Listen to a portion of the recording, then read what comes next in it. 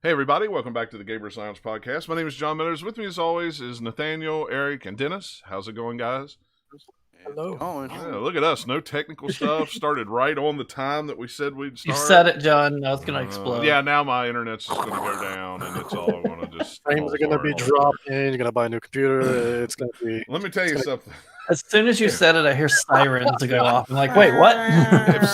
If something goes wrong with this computer that I just bought like 6 months ago, that I am going to pitch a fit. I'll literally buy it off of you for parts. Yeah, exactly. And you can pay exactly what I paid for it for parts. I was thinking maybe $20-$30, John. How much yeah, sure. Yeah, smoking good deal. Yeah, Yeah. yeah. John's like, there's a chip shortage. I'm going to upcharge you. Yeah. Charge you. I'm going to upcharge you at least the full price that I paid for Ain't higher than it. that. But yeah, oh my gosh, chip shortages. This is ridiculous. Oh, it ain't going away anytime And soon. not- Trust and not me. a potato chip It's shortage. not. Yeah, I saw a. As someone who works for a tech company, this is probably not going away for Yeah. quite a while. Yeah, you would know. I was watching a news every morning. I get up and I scroll through the AP news. I don't watch CNN or any of the other. I just get it right from the AP wire. And there was a story about how in Nashville, they're not racing at the Nashville Motor Speedway anymore. So the parking lot is full of brand new Ford trucks from the factory there in Louisville that are just waiting on chips so they could sell them. They're all ready to go. All they got to do is just pop the computers in them, and there's like 10,000 of them in the parking lot just sitting there waiting. I was like, well, at least they found some use for the racetrack, and that was to park brand new vehicles. I'm surprised there's still not. I mean, like, yeah, there's not a crowd, but I feel like you could still safely race, though. I mean, you're in a car. NASCAR's not racing there ananymore. They didn't schedule a race there Unrelated this thing. year. Oh, okay. Yeah, so NASCAR pulled out. So But I there's. was saying, like, you could still, like, you could theoretically still. Oh race yeah, you could. crowd. Yeah, you could. Just nobody's When they racing there fill the anymore. parking lot with all these new cars without their computers, they'll start racing the ones. They're just like, we got a surplus. Just go. We'll just go out Go, and go, Scooby Doo go. or Flintstone them around the track. I We'll was just get saying, out and just push cut them off with our the bottom. feet. And... Yeah, it's cut off the bottom of it. Well, and that was what the thing I thought was funny was I saw that news report, and then like 3 days later, Ford released, "Hey, look, we've got a new all electric truck coming out in 2022. Here's what it looks like, and here it is." I'm like, where are those chips going to come from? Well, Special for oven those, it's factory. probably they're not going to be making that many to start with anyway. Yeah. And it's more of about, hey, this thing exists more than you'll be able to buy it. Yeah. Like, hey, it's here, but nobody has it. We test drove over at the dealership here. They got one of the Mustang Mach 1s or whatever they are, the all-electric Mustang SUV things in. Ooh. And we were over there getting some work done on the truck, and he was like, "Hey, you want to take it for a spin?" I'm like, "Heck yeah, I want to take it for a spin. You better believe it." So we got to drive it. It was amazing to drive an electric vehicle. After I drove one, I went, I could get used to this. This is all right. You have to kind of get used to the braking because it has the braking assist thing on it. And That's cool. but other than that, that puppy would fly. We did 0 to 100 in less than 6 seconds. What's the range on it though? How many miles you gonna get on it? Depending on the how much, if you're hauling or towing or if you got a lot of weight in there or something like, it's like 270 250 miles on the charge. I mean, it wasn't terrible. It's still not good enough for me. I have to have at least a 400-mile range just one way for work, but if they ever get up that high, I would buy one. So the new pickups are supposed to be 300 miles, but we'll see. I don't know. What will always blow my mind about those cars is just how quiet they are. Mm-hmm. Like, that's the Yeah. thing. Like, I drove one last year, and that was like every time I came into a complete stop, I thought the car turned off every Yeah. time. I'm like, oh no, I'm in the middle. I'm at this red light. Everybody's gonna start honking at me. But then, like, the moment, of course, the moment you accelerate, then you're back up and running. But like, those things are quiet. Yeah. Well, that's like, I kind of gotten used to it with my truck. When I come up to a red light and put the brake on, the truck kicks off. It just, and then when I raise my foot up off the brake, it starts, and then we take off again. So Right. so it's got one of those things on it. So, but yeah, the electric cars are so quiet because all you can hear is just the tires on the road. That's all you hear inside the car. It's just that. So I don't know. We lost Eric. I don't know where he went. He'll be back. Yeah, he's at BRB. Oh, did he? I don't have the chat. Yeah. I don't have the Discord chat pulled up, so I didn't see it. I just saw everybody shift. So I'm still here. Had to step away. Animal, pet. Sick pet. Yeah, well, no, the other one. Oh, The other one wants in. It's only me this weekend. My wife is out of town, so I got to take care of the sick pet, and I got to take care of the little pet. The little pet always wants in in my office.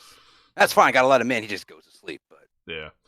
It also just makes a lot of noise. Mine doesn't come downstairs, so see, they won't. Only the little one wants in here. Max is afraid to come downstairs, and Sam's too lazy to get out of bed in the bedroom to come down. He just lays in our bed most of the time, so he's too. Hey, lazy that's pretty good. I'll take it. If I put his food down here, he'd come down, but that's about the only way he. There we go.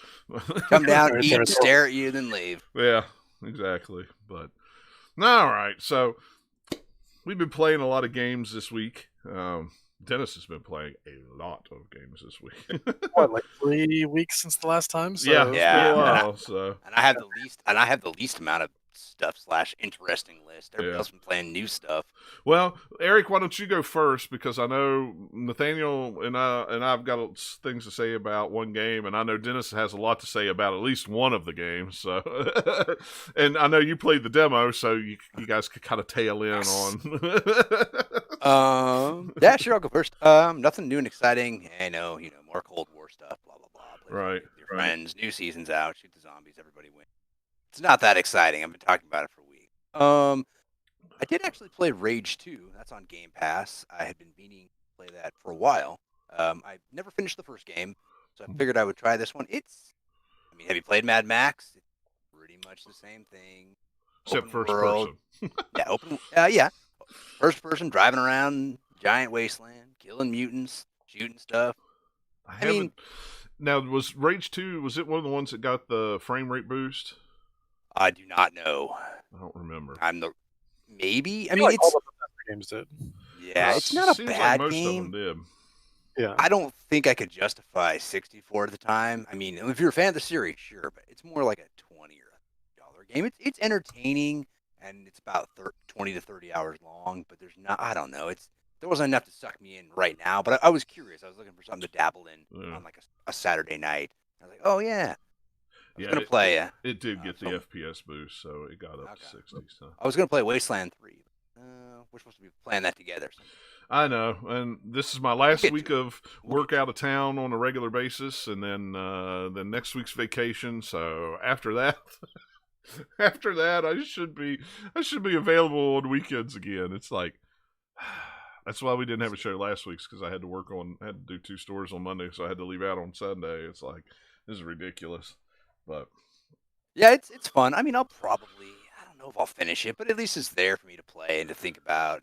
Yeah, I downloaded that's like the zombie, was it Zombie War 4 or was whatever it was? Yeah. Zombie Army. Zombie Army, that's it. Yeah.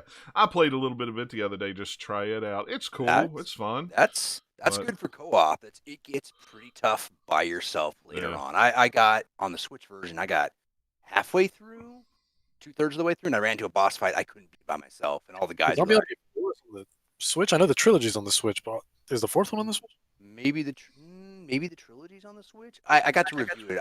I don't remember off the top of my head, but it is tough. You need a co-op. Yeah. It was fun to dabble in. It'd be fun to play together. But as far as like playing, it's like, it's all right. It's like, well, it's good, but doesn't hold it there. Yeah. Well, other stuff to play. It's made by the people who made the Sniper games. So Sniper Elite. Yep. Yeah. So if you kind of have played Sniper before, which I actually like those games a lot, actually. But you already know what to expect jumping into it. It has that sort of signature that they have. But it's funny that you guys bring that up, actually, just because my girlfriend and I were playing it a couple of days ago. We tried it out. Yeah. Because we were just in the mood to just don't want to think too much, just shoot stuff. You know what I mean? That's So how it was with zombies. me the other night, and that's what I did. I just that Exactly. first little level where you come in and you got to shoot the things off the radio tower. I just stood there and was just sniped through all the zombies down there for like, I don't know, 40 minutes. That's all I did was just snipe zombies in that whole trade yard. It's like, we're looking for something new too, and we played World War Z like long when it came out and stuff like that. So, we just kind of wanted a new experience. But Zombie Army, like noticed it was on Game Pass. We're like, yeah, why not? Go ahead and download it. And the combat actually feels. I've never played a Zombie Army game before, full disclosure, so I didn't know what to expect. Yeah, I didn't either. And I know the trilogy has gone on sale so many times, and every time it goes on sale, I'm like, maybe. But the problem with the zombies in general is I'm just so fatigued, from zombies. Bombars. But I also haven't dabbled in to a zombie thing in quite a long time, so I think that fatigue was still in my mind. Yet when we started playing it, it just felt great. It felt really awesome, kind of just plowing them all down and just watching them go down one by one with all these crazy weapons, and it feels really good actually. The combat and the shooting mechanics feel really, really good. But then again, this is a team that literally works on a series that's based off of another series, based off something. Yeah, which is they title it after a person that uses a type of gun, sniper. So it's like you would hope that they would at least have gun mechanics down and stuff like that, and they do. Oh and yeah, they do. Yeah, they really do. And the 60 FPS on the Series X was pretty nice too. It's really nice. I was reading about Zombie Army 4, and it's definitely like drop in or co-op. That sounds pretty cool, and it says difficulty scales. I'm like, all right, that's cool. I could definitely play some of that. Yeah. Played a little bit of the horde mode, so that was like perfect because we were just like, just keep them coming and just just start shooting. Plowing down. Well. Yeah. But anyway, Eric, we got. No, it's all good. No, that's all good. I don't know why I played Cluster Truck. I think I was looking for one of those games to like kill like units at the time. So I was like, Cluster Truck. That's that game from those one guy, Tiny Build. I'll play that. Yeah, I played that for like 20 minutes. Yep. I have to get that game to my list. Go ahead. It's just you're hopping from truck to truck, and that's it pretty much. Very simple and just mindless. Yeah, that's all right. There's nothing wrong with that. The only other thing I recently played was I watched the new Mortal Kombat movie. So I was like, I want to play some Mortal Kombat, and I don't have like X or XL right now. I'm like, I'll play Shaolin Monks. Great game. I like that on the OG Xbox. You can find MK11 Ultimate like on sale now, like for pretty cheap, like $15 to $30. So is it not on Game Pass anymore? I bought it when it came out. I don't know. It might have been one of those things where it got on Game Pass before I got Game Pass. Maybe. I thought it was on right now, but maybe it's not. Then XL goes on sale for $5 all the time. Yeah. I'll keep an eye. I definitely want to play it after watching the movie. I was like, oh man, I want to definitely. I don't know what. See the movie? Did everyone see the Mortal Kombat movie or no? No, I haven't watched it. I watched it. I was like bored. So I was like, I'll watch it. Should we? Well, maybe let's wait till we start getting to the news, and maybe we can talk about Mortal Kombat just so we don't get sidetracked. But I'm kind of curious what you guys thoughts on that. I like Shaolin Monks. It's still a decent game. Still plays pretty good on the OG Xbox. I forgot the checkpoints are not very good, so I ran into a problem. Like the game locked up, so I had to restart. I lost an hour worth of progress, and I was like, no. And I realized the disc is kind of dirty, so that could be part of it. The old resurfacer, but it's not that bad. And then the only other thing I played was some Resident Evil, the Village, just the demo. I didn't get a chance to play the castle. I ran out of time. I just did the Village part, and I had a good time. I liked it. I didn't play very much of 7. The only time I played 7 is in VR, and I didn't really like it in VR. I still have it. I need to go back to it. But I liked what the Village had. I liked the combat. I like the enemy. I like the weapon. It feels very kind of it feels like a good direction for Resident. That's what I'm interested. I haven't played the demo, but Dennis, you probably beat the game probably 3 or 4 times by now, right? 7 Actually, no, believe it or not, Believe it or not, I haven't, even though despite me having, I think Steam told me I have like 18 hours on the game now. And I'll tell you why, because I'm like literally squeezing everything I can out of it for my first run, because then after that, then I am going to start running through it as I do with every Resident Evil. I always take my time the first time around, but this one, Resident Evil Village, has such a huge map now compared to the other Resident Evil titles. Like Resident Evil 7, like it wasn't necessarily big, but it was deep. So it was like you had a lot of like it felt very much like a maze in that mansion. And then next thing you know, like you would unlock a door that would unlock another door, and the next thing you know, you'd find like a ladder that led into like a basement, and then like another basement. It just kept getting deeper and deeper, and then eventually, when you did go out, you got on the boat, and then you went into like a sunken ship, and then from there, it just got crazy nonsense, you know. But so Resident Evil 7 was deep, but though not necessarily large. But this game is both. It's deep and large, and like it's kind of crazy. I think they said in one of the showcases that it's, well, number one, it's the biggest map they've ever done, but it's like bigger than, I almost want to say it's bigger than every Resident Evil map combined, they said, or something like that, something along those lines. But yeah, it's big, and that's why like I'm able to squeeze so much out of it, because again, you know, yeah, I would have beaten it by now, you know, had I just kind of stuck with the story, because it's, the story beats are very straightforward. You have the cast of characters, and it's like every single one of them is a boss.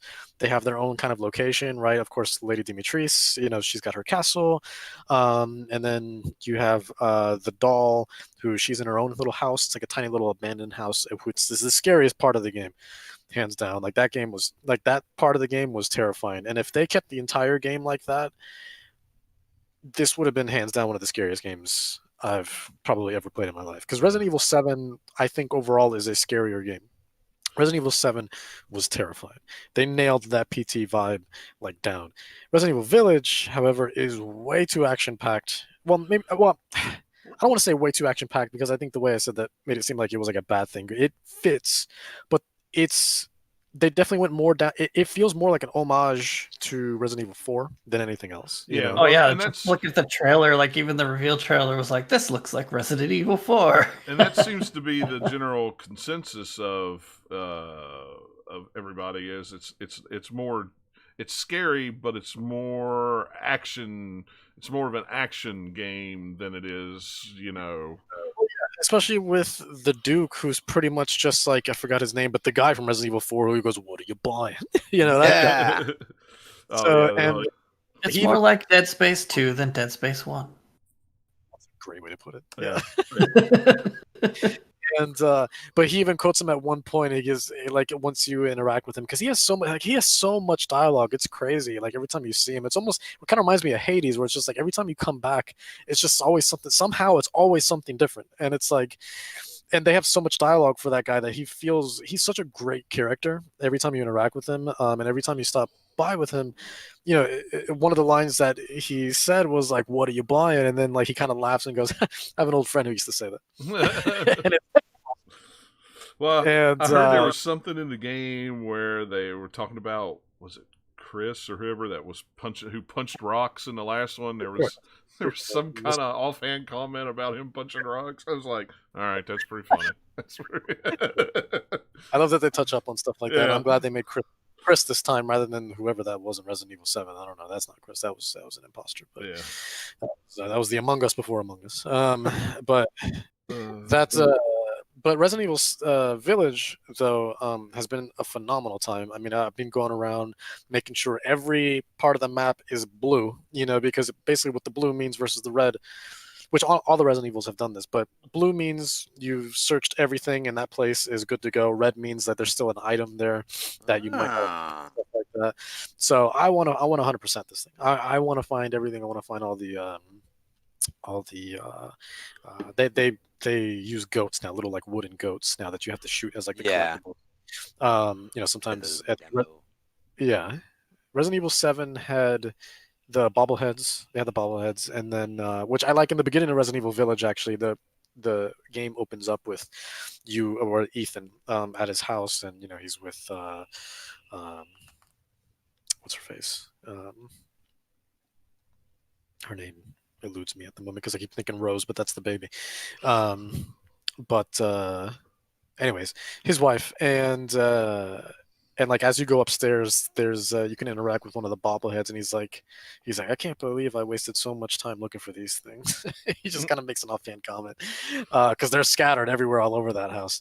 But this is even crazier though. Like with the goats, there's so much, and with a map this big, I mean, you gotta check every corner of this place. It's insane. Yeah. So if they didn't put in where you shoot the goat things and they do the goat scream noise, then come on, what are you doing? Or at least one of them has to do it somewhere in the game. Come on, that would be hilarious. It doesn't have to make sense. It's like there's a haunted one in it, so does the goat scream. I don't know. It'd be funny. Yeah, it would. I haven't found that goat yet. Hopefully there is one, but I'll let you. I'll keep you posted. Or like the PC version, there'll be a mod for that. Oh yeah, of course. That's why I got it on PC, honestly, because first of all, I wanted the ray tracing, which I'm not sure if that's available on console just yet. But I wanted. I think on PC it's only, or at least at one point it was only AMD as well. But I wanted the ray tracing and I wanted all the mods because after seeing with all the crazy mods that happened in Resident Evil 3 remake, I was like, yeah, no, absolutely, I want all that nonsense like for Resident Evil Village for my subsequent playthroughs later on. Oh man, there's gonna be so many crazy ones for this game. You can tell already just from how everybody's gone crazy for the different things before the game even came out. Yeah, so actually some really nice ones, some tasteful ones actually, because they're gonna get ridiculous, but some tasteful ones anyways. I like what they've been doing to Lady Dimitris's like outfit. Actually, they like one of them is like they gave her a black dress instead of like a white dress, and it's actually really pretty. And then another one is just like her in like just casual clothing, so she's in like pajamas, because she's just chilling at home. And that one's great. Then you gotta get the one that's all just like give everybody ridiculous costumes that don't fit in a Resident Evil game. Like why are we suddenly in outer space? Why are you wearing a spacesuit? I don't know. It's dumb. That's why. That I am happy to announce. That they have brought back Thomas the Tank Engine. So now he has replaced a lot of the NPCs. If you want to get, chased by Thomas the Tank Engine. So yeah. Oh Lord. But all you need to do is get the Teletubby mod to make it more scary. Yeah, there you go. Oh my god, that was terrifying. But Village has been, to me, just absolutely an incredible experience. I know a lot of people were complaining about how short it was, but to be fair, at this point, when you think about it, Resident Evil literally has never been long. They literally...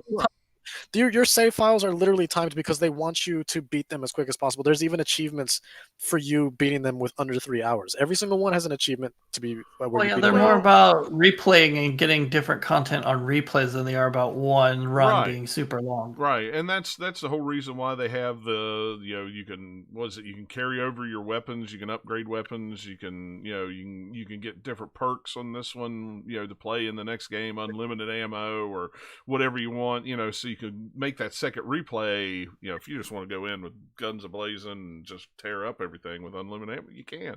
And I am all for short games with high replay value. It's the short games that don't have replay value that really drive me crazy. Those are the ones that I want to complain about, not something that I can play. Okay, it takes me 13 hours to beat Resident Evil 8, and then I go, oh, I want to play that again right now or in a couple days or after I play this other game, go back and play it. That's but like what was it Outer Worlds was what 10 hours to 20 hours to beat yeah, and that was kind of short, but did I want to go back and play it again after I was done? No, I didn't think it was that short. I did like everything in that game. I need to go look and see now because it didn't feel short to me. Yeah, see maybe it was. I just don't remember. Yeah, it seemed short to me because I played it pretty quick, and then for me to be able to play a game and beat it pretty quick, that's not a very long game.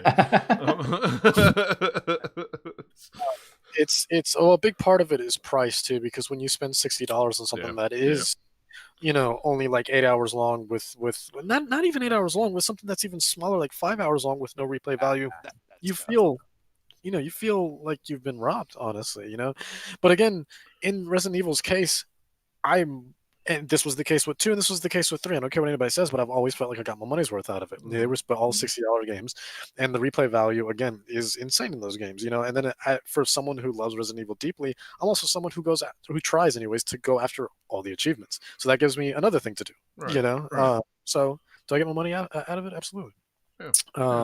And again, I'm like almost 20 hours into this game, still haven't beaten it yet. Could I have? Yeah, probably. If I was literally just running through the story, not worrying about everything that I'm doing right now, then yeah, I mean, at 20 hours in, I probably would have beaten this game 3 times already, But I'm having a great time with it. I'm literally just squeezing out as much as I can out of it before I roll those credits, and which I know I can very soon. I'm reaching that point now.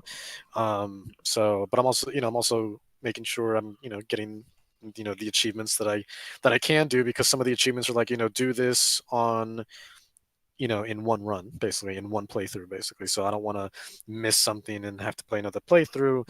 Right. Not that I'm not going to, I am, but I'm going to be doing it at a harder difficulty. And when I do that, I want to be more concerned with, because I'm playing on standard at the moment. But once I do that, then I'll do hard, I'll do nightmare, and then I'll do inferno, like I always have. Dedication. Yeah.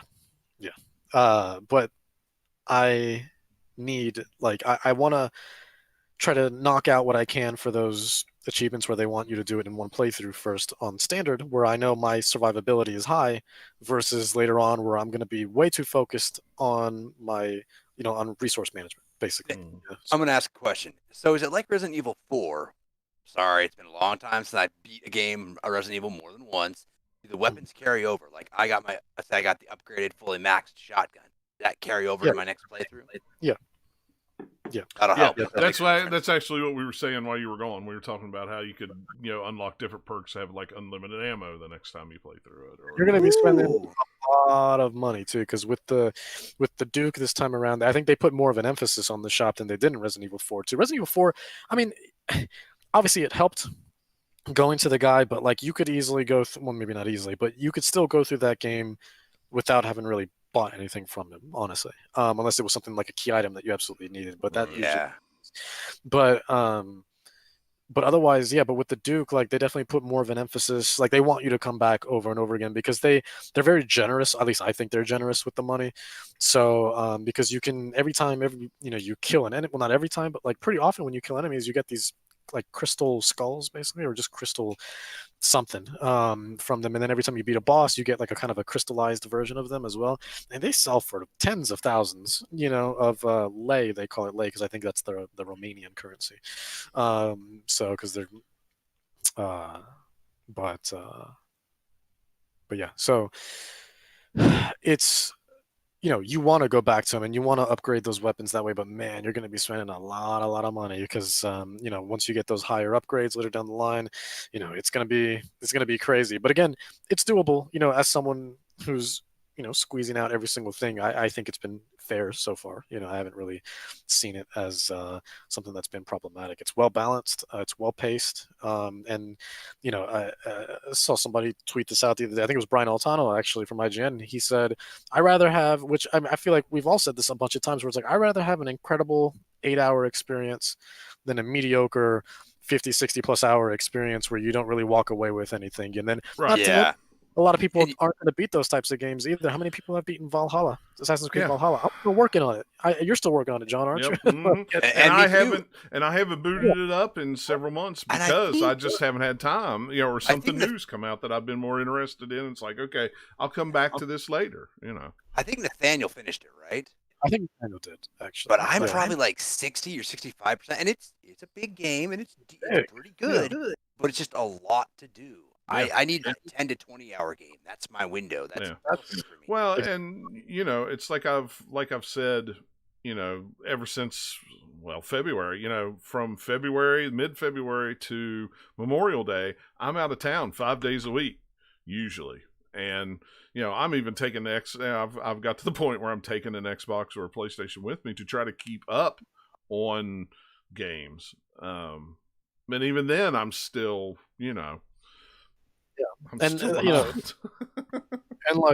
and even something that's much shorter, like Immortals Phoenix Rising. But the difference being with Immortals Phoenix Rising, it's like that game is well paced, and that game is built around you being able to easily drop in, drop out. Maybe you want to just spend an hour here and an hour there.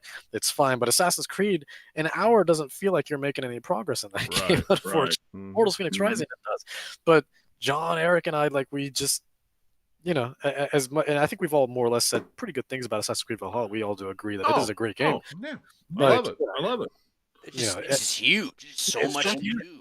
Yeah, and which is great if that's the only game that you're playing. You know, which that's what Ubisoft wants. Ubisoft wants you to only play those games. You know, but in the position that we're in, where every week it feels like we're playing something new, either because we're excited for something or because, you know, in our line of work we just have, you know, review requests coming in left and right all the time, so we have to wait for those. You know, so it's like we can't dedicate all that time into those giant. Like the other day when I dropped 4 games on everybody at one time, just out of the blue. It's like, that was crazy. But you know, so, Nathaniel, you beat Valhalla, haven't you? I beat what now? Did you beat Valhalla? You did. Did you finish it? Assassin's Creed Valhalla. Yeah. I was like, Valhalla. What is that? Oh yeah, that's the Assassin's Creed subtitle. Yes, I did beat it. I didn't do all of the stupid blue dots everywhere on the map because it was a stupid system that they need to be set for. This is why the Origins and Valhalla is worse, because there's all that sprawl of stuff on there, and that team just does it that way, and it's just too much. Yeah. Some of it's fine. Some of it's just like, this was a waste of time. Why did I run over here to this dot on the map? Oh, well. Exactly. Yeah. And there's no way to tell because they all look the same. So, yeah. But, yeah, I did finish that one. Okay. Yeah, that's what we were talking about, because the rest of us haven't finished it yet. You know, we were talking about long games. I mean, honestly, it's kind of like, it doesn't... It's fine. It's a fine ending, and there's some neat stuff in there, but it doesn't have as good of a through line of a story as the previous game did. Yeah. Odyssey just had a really good tie-in with the way they handle kind of like the family dynamic throughput for the story, and it kept you wanting to be like, oh, what's going to happen next? And there wasn't quite the same way on this one, but it wasn't bad. It was just, I preferred the other one. Yeah.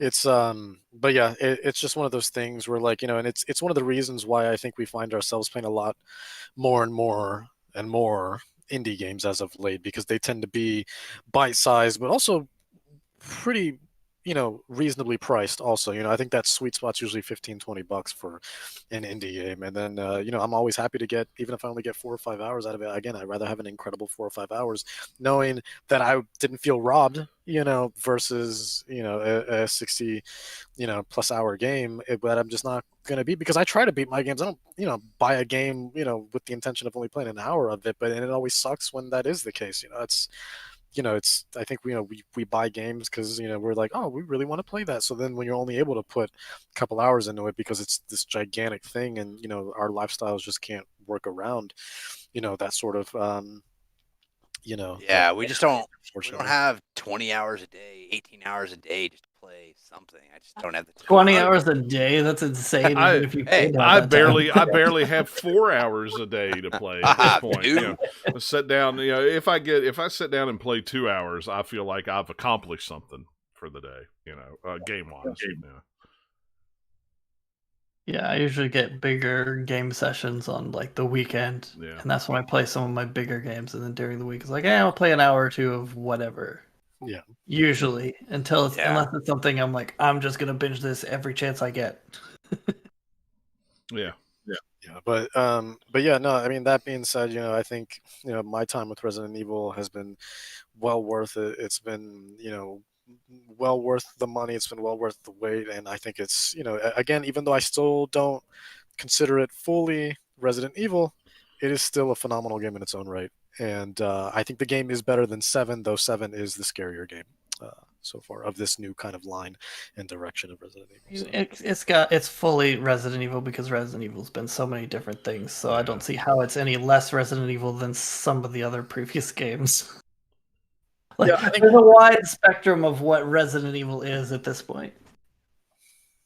I don't know. I guess it's more of what you want from it. I guess is what you're getting. As like what you want from Resident Evil. It's a little less of that than what like 7 or some of the other ones were. I mean, this one certainly feels more like Resident Evil versus 7. I mean, at least this one has like hints of Umbrella, and like, and of course Chris being Chris. So and then stuff like that. So it feels more in line with what's going on versus the random mold in Resident Evil. It wasn't even a virus; it was just mold. It was like, okay, that's cool. You can call people for that. Like you don't need to shoot these. It's and then you're gonna get black lung, and it's not good. But anyway. Wow, that was a fast game. Weird. Resolved way quicker than I expected. But yeah, those are kind of my thoughts on Resident Evil. Eric, were you done, or were we moving on to? No, I'm done. Next up.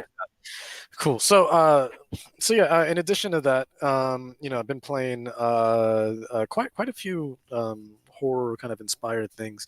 I played Sagebrush. I want to say maybe about 2 weeks ago. Now, speaking of short games, that was actually a short one. You can find it on the eShop and Steam, I think, for just a couple of dollars, maybe $5-6. Didn't know that was a game. I thought that was a place that in North Carolina you could eat at. We had a Sagebrush restaurant up the road. Yeah, we got one. We got one in our area too, or something else. When he said, "Well, I played Sagebrush," this way, I was like, "What? You went in there and got a steak?" I mean, yeah, it's like. I'll have one steak to go with my PS5. Yeah, what? Steak shop. Yeah. Do you accept Nintendo e-currency here? Caught me off guard there for a minute. It was anyway. What about my GameStop rewards points? I need a steak. That'd be fun. Oh, sorry, Dennis. That just caught me off guard there when you said Sagebrush. I was like, I remember Sagebrush. They had pretty good steak. Will you accept my platinum points for dessert? He's like, can't seem to redeem it for much else. Yeah.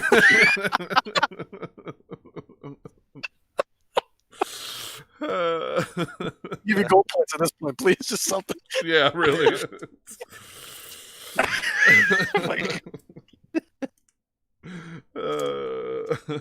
Honestly, I didn't even know that was a real place. Sagebrush. I've never heard of it. Yeah, well, there was one in Ashboro, and it's closed down now. It's something else. I don't know what it is now, but they used to have, when we lived down there. Yeah, there was Sagebrush right by the mall. It was hilarious. Except the shop currency. Yeah, really. Oh Lord.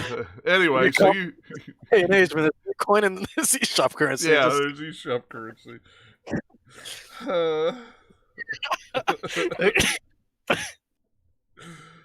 What if you went to a restaurant and while you're sitting there giving your order is playing the Wii Shop music? That would be pretty funny. That would be hilarious. I would go there often. Not bad. Oh my God. Very relaxing. Yeah, exactly. But no, not the restaurant. This is a game. It's the name of the game. And but it does accept eShop currency. You can get it on the eShop. And this one, it's a nice little I think maybe like 2 to 3 hour game. I don't think I spent more than 3 hours. Probably 2.5 hours. And it's a cool little sort of. It's kind of got like a story of like this kind of like religious cult, right? This person, your player goes to like revisit this place because they're having dreams of this place, and they're like, I really had to visit it, and like it's completely abandoned. But man, it is creepy. Like it's got this really like low poly aesthetic, so everything kind of looks like old like PS1 style graphics, and it's first person. Kind of just walk through this village, and slowly but surely, as you're kind of reading the stories through these notes, the place just kind of starts to reveal itself as well as the narrative, and your character starts to find out more about themselves, and it starts to make sense why they were there to begin with, and it just gets crazy. But I've noticed a lot of horror games. I tend to gravitate towards a lot of horror games that touch on kind of like religious topics. There's something weird about religion that just fits well in the topic of horror. I don't know why, but they kind of nail the atmosphere here. Even though it's kind of like a slow paced game, and I'm sure at some point there's probably a few people that maybe about halfway through the game are like, okay, I mean, I kind of I get it, because you really are just walking around, reading notes. So in a weird way, it's kind of like a walking simulator, but you do have the occasional puzzle here and there. Like you have to grab a key to unlock a door, so on and so forth. So there are gameplay elements, and there's an inventory. And they kind of put you in this kind of, it almost looks like a big farm, really. But yeah, and then it's like this crazy story about this religious cult basically, and then but the atmosphere is really good. It gets dark, and it just really just kind of hits those beats like really well. And again, that game's just a couple of dollars, and it was a solid 2.5 hour experience that I walked away being satisfied with, and so I was happy with it, and yeah. So that's Sagebrush. In addition to that, something that's much scarier than that actually is a game called Your Toy. I played this one on the Xbox. I got this forever ago. I must have bought this game on sale like maybe late 2019, something like that.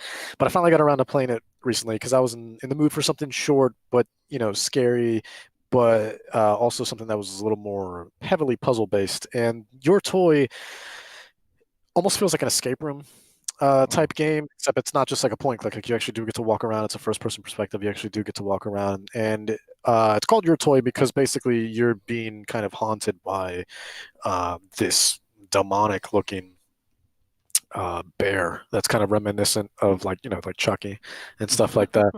But that's not yeah. creepy at all. So this thing, starts like, chasing after you. But some of the puzzles, the problem with indie horror games, I feel like, is a lot of them do these sort of profound puzzles that I feel like are only ever solved by the developers themselves. Like they don't. There's no way they're too hard. There's not enough hints. It's not necessarily has to do with difficulty or hints. It's just simply illogical, is what it is. Because like it's one of those things where it's just like you're supposed to happen to know the code for this thing on the wall, and then what makes it even worse is if it's one of those games that's randomized. So every playthrough, there's a different type of thing. Yeah. So it's not like you can look it up because it's going to be, what the code was for this person isn't going to be the code for you. And it's never the same. It's always just a randomized kind of algorithm. So, and this game, like, I got through it mostly fine, but there were parts that I had to look up where I was just like, this just is nonsensical. And then when you looked it up, it's like, that still doesn't make any sense. But okay, it's a like solution. Any good classic point and click adventure game, it doesn't really make any sense. Yeah, exactly. Because I can't tell you the amount of times, especially like older ones, like we're talking like Windows 2000, Windows Millennium, all those, like those were like, just click here, you'll find something. But why? Just cause. Okay. Yeah. Just cause. It's no big deal. Yeah. All right. That's the beauty of game development, I guess. Yeah. And then back then, forget it, because the internet was either at its infancy or just non-existent, depending on the time we're playing. So but overall it was a solid, like maybe like, how long did I spend on it?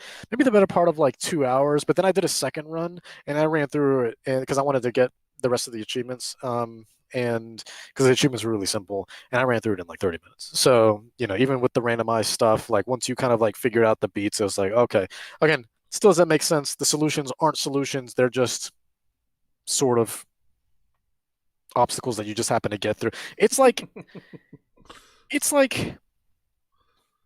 think of it this way. It's like, imagine being at a toll booth, right? Imagine being in a toll booth, and the toll booth, unbeknownst to you, is abandoned, right?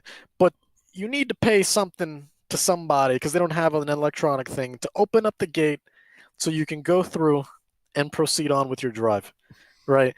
Now, you would think legally, okay, maybe I should wait. Maybe they're on their break really quick. I'll be patient, wait for them to come back, give them the stuff, to hit the button, and then, the gate will open and I can walk on through.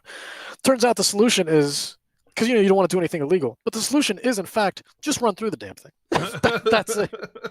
Just run through it, break all the laws, don't be logical about it, and then there you go, and then you're moving on. It's kind of like that, and there's a lot of indie horror games that I like that, and it drives me crazy.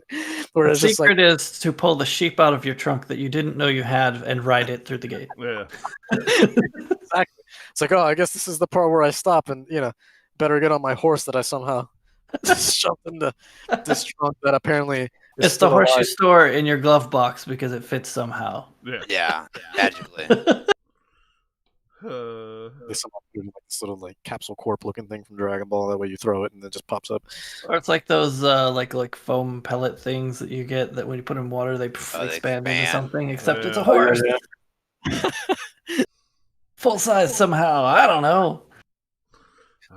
But overall, I mean, like it was I enjoyed it. Honestly, it doesn't have the best rating. Like if you go to like the Microsoft store, I think it's on Steam as well, but I don't think it's actually anywhere else. I could be wrong on that, but if you go to the Microsoft store, like there's a lot of people that like just trash on this game. But I thought it was fine. But I think most of the trashing does come from just like the puzzles. Yeah, exactly. It's like, how was I supposed to know? I was supposed to look up, how I was supposed to know, like, and even when you do look up, there's because of so many certain triggers, like, how was I supposed to know I was supposed to turn off the lights? Especially with like some of the because of the way the reticle works, you have to be super precise. You can't just like be near it and then all of a sudden have a prompt show up that says press. You have to be like on it. Like I'm talking like, and you have to make use of that the dead zone on the stick, on the Xbox controller, because you really gotta like just put it just a centimeter, just so we can finally hit that spot where you can sort of trigger the sequence. That sort of like super intricate, sort of aiming, that can also be like a big mood killer for any sort of not just horror games but puzzle games in general. So, but yeah, overall, I mean, it was solid. I mean, I liked it enough that I played it twice, and but it was much shorter. If you know what you're doing, which you won't, Right. but if you do, you'll run through it in like maybe like 30 minutes. So, but yeah, it's a quick and easy one if you want, some easy achievements also, and if you're looking for something unique and fun to play. I mean, it was stand out. It didn't feel like something I played before, at least not in terms of like how it looked and like kind of carried itself.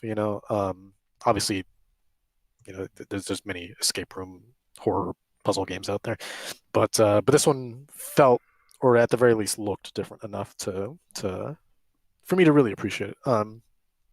But yeah. After that, the House of Fata Morgana, which is always a weird thing to say.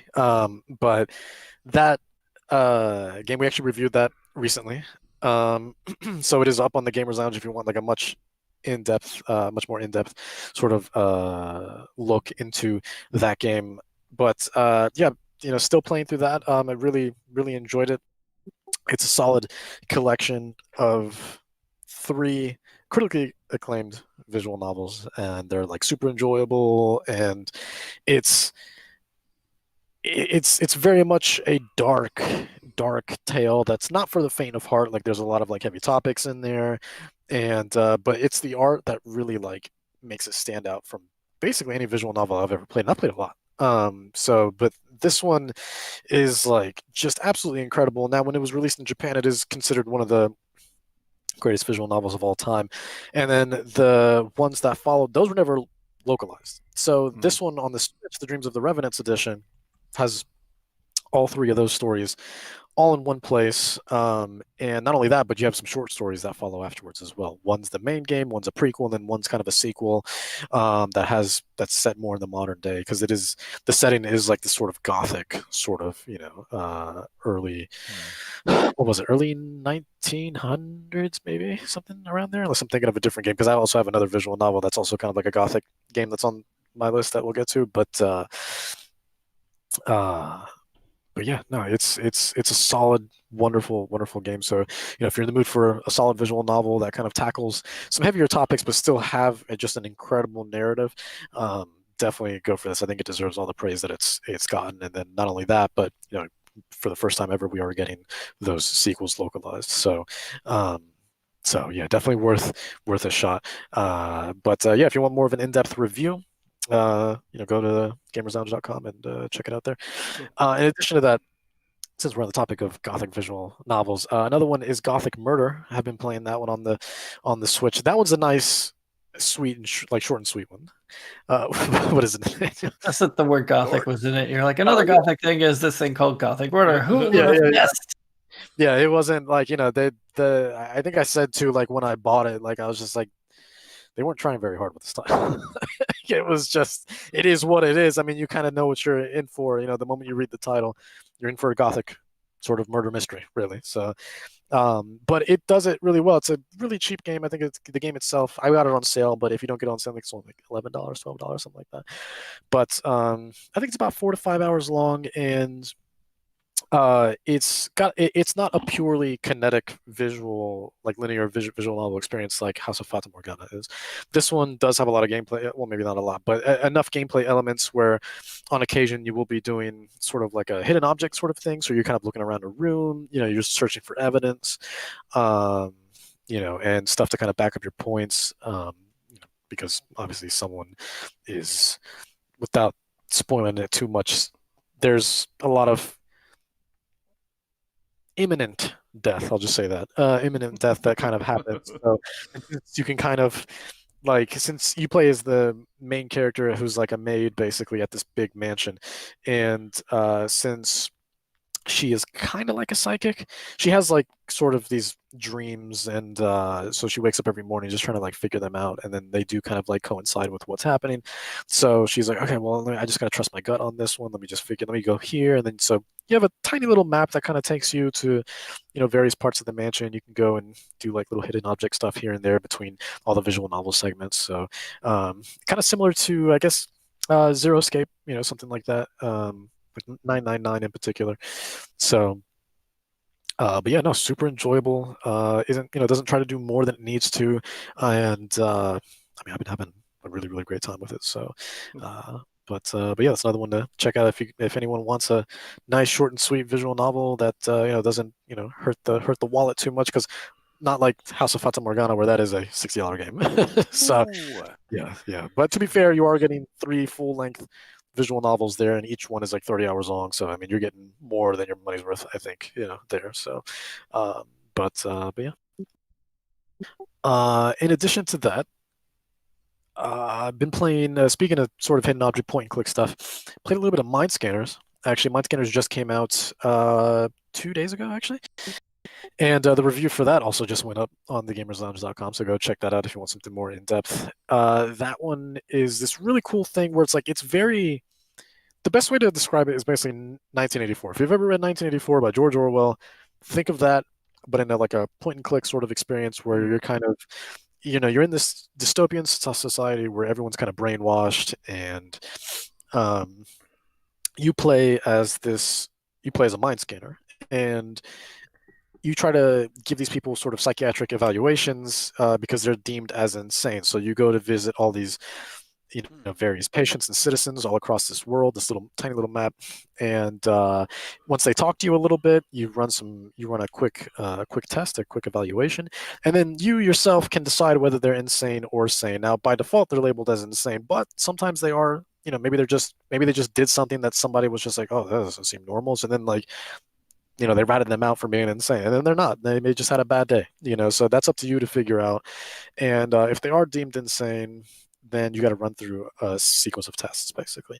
Now, those tests, I like the tests because even though they can get very, very difficult, it's almost like, the best way to describe it is almost like WarioWare, where it's almost like the sequence of like just little like mini games, right? You have these devices that you click and drag into this module, but each device is its own little thing. So one, you're gonna be like, tweaking knobs, sliding sliders, and clicking buttons and doing all this crazy stuff to help these people like feel better, basically. And you are under a set duration of time, and not only does that time eat into your time with the patient, but it eats into your time for the day.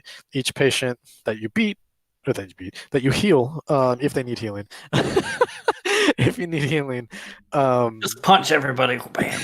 Yeah, just literally knock some sense into them. That's it, and then you're good.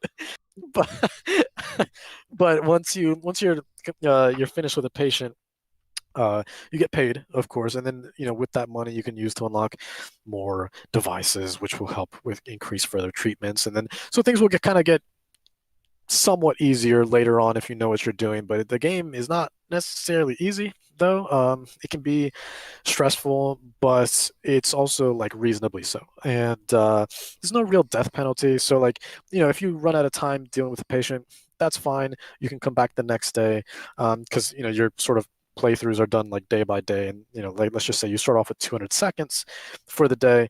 Once those 200 seconds are up, You go back home, you rest, and then you start up another day. But if a patient, let's just say you're not finished running treatments with them, you can pick up where you left off the following day. You might not make as much money and you might not get rewarded as much, but at least you still get something, which is better than nothing.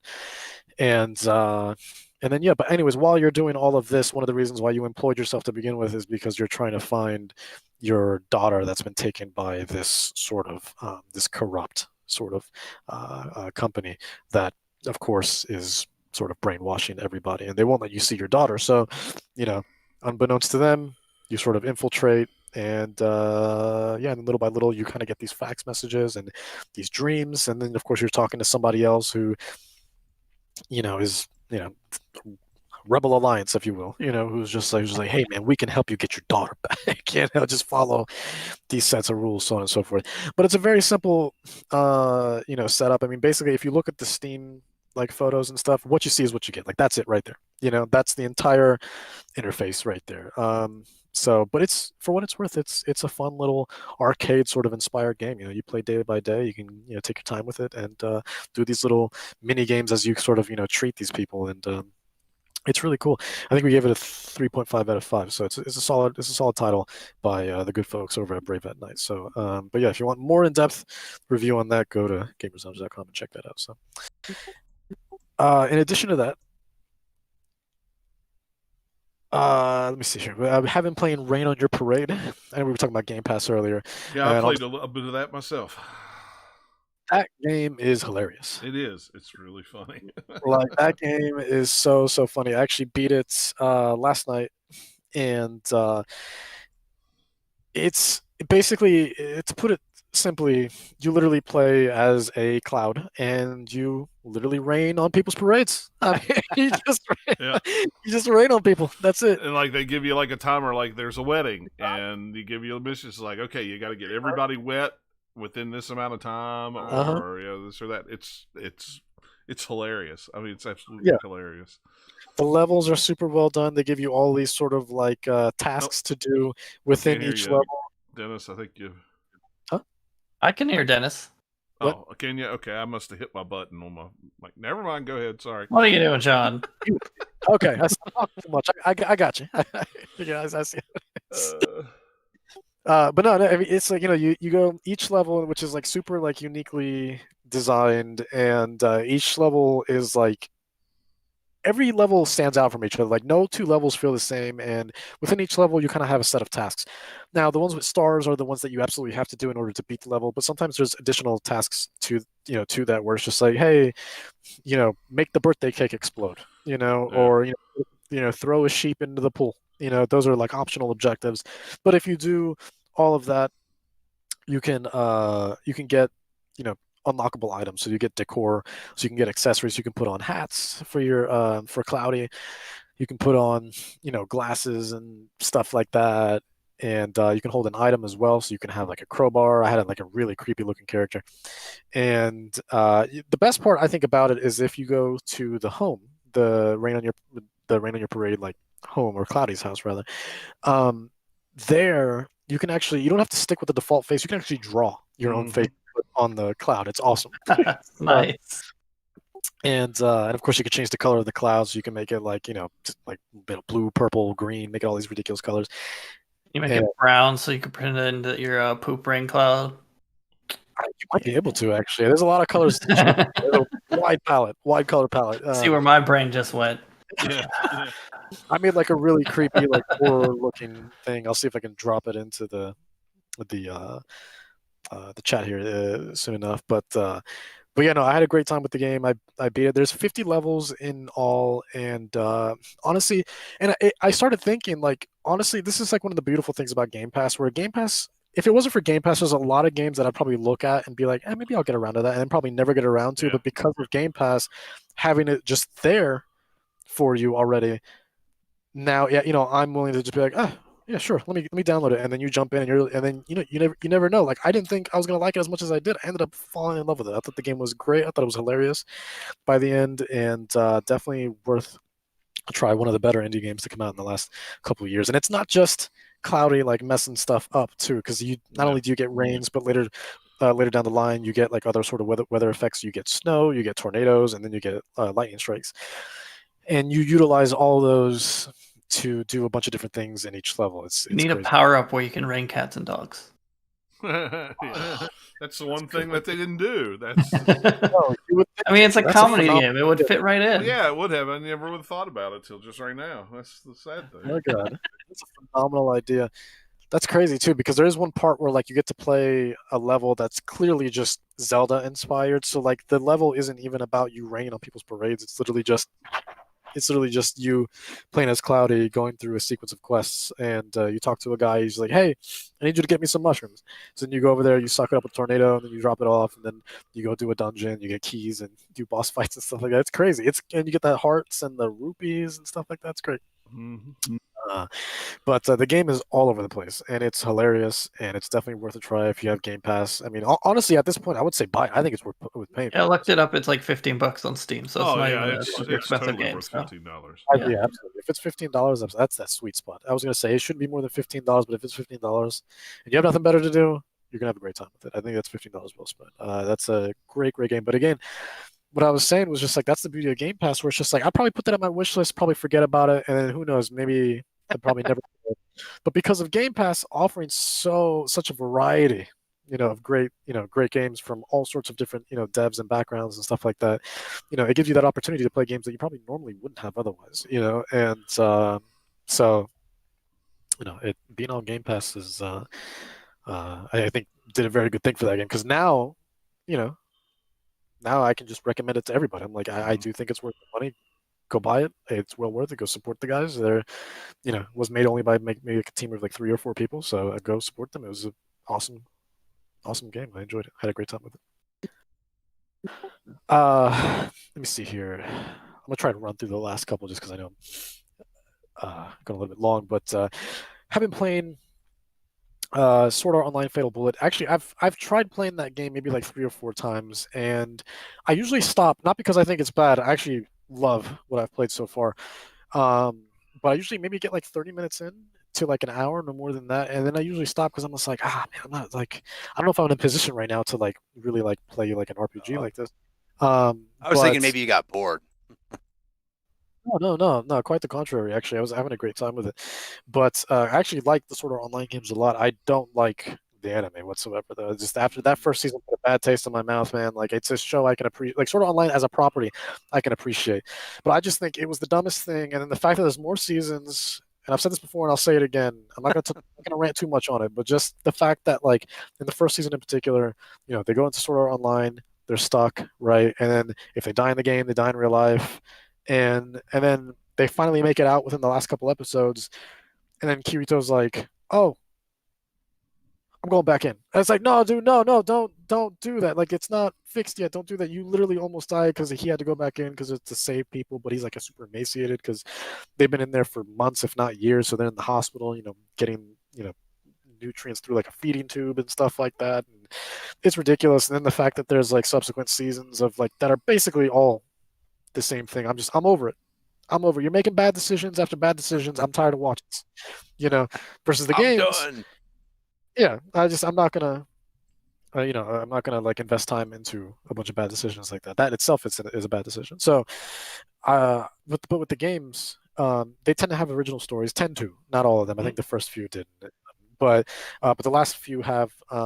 Like Fatal Bullet has, and then Lost Song did, and the newest one, Alicization, which I haven't played yet. I own it on Xbox physically, but haven't played that one yet. Those all have original stories, but the games are awesome. The games are awesome because it's like, you get to be in that awesome universe. I love the characters, I love the universe, I love the idea behind it, but that nonsense narrative that they're doing for the show, like, I'm over it. So, but yeah, Fatal Bullet is kind of different from the other sort of onlines because it focuses more on Gun Gale Online, which, as you can imagine from the name, despite Sword Art Online being more melee focused, with, as you can imagine, swords and and so on and so forth, this one has a lot more to do, or has more of an emphasis on being a shooter. So, but it feels good. Again, it's very simple. It's an anime game, so of course, as usual, unfortunately, anime games don't typically get as big of a budget as I feel like they should. They tend to have a lower budget than they should. Not to say they need to have like, a Mortal Kombat budget or a Zelda budget, but don't exactly have a, a Superman 64 budget either. But I've been having a great time with it since now I'm playing it on Switch, and it runs well, looks good on the Switch. I actually own it on the Xbox as well, the complete edition, also on the Xbox. And every time I just make it like an hour in, and I just stop playing because it's again nothing with the game. It's just like, oh man, it's just like because if I want to get in when I want to get into it, and with the Switch I've been able to do that, thankfully. So now that I'm getting into it, and now that I'm doing that on Switch, and now that I have more of a drive to keep playing it, I almost want to go back and play it on Xbox again, but then kind of have like a different build, a different character, because there's a bunch of different like builds you can make and stuff like that. Just kind of run through it that way, and then of course, Sword Art Online having such a big emphasis on the sort of MMO aspect of video games.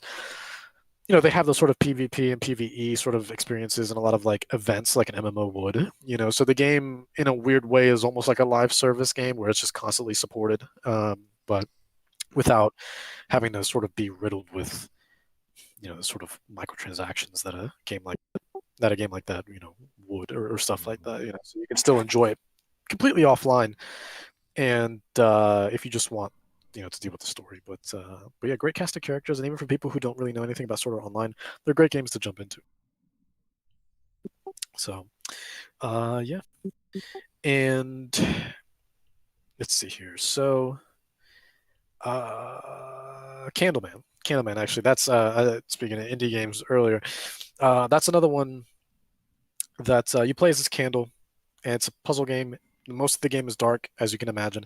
You light the flame to kind of light the way, and each level you have a set amount of candles that you have to light, and you don't have to light them all actually. So long as you actually just make it to the end of the level, then you're good. There's like a little like blue portal, and so long as you're able to make it, then you're good to go. So, but it has puzzle elements to it. I like to personally look for all the candles. It does reward you for doing so, but yeah, mostly it has like platforming elements as well.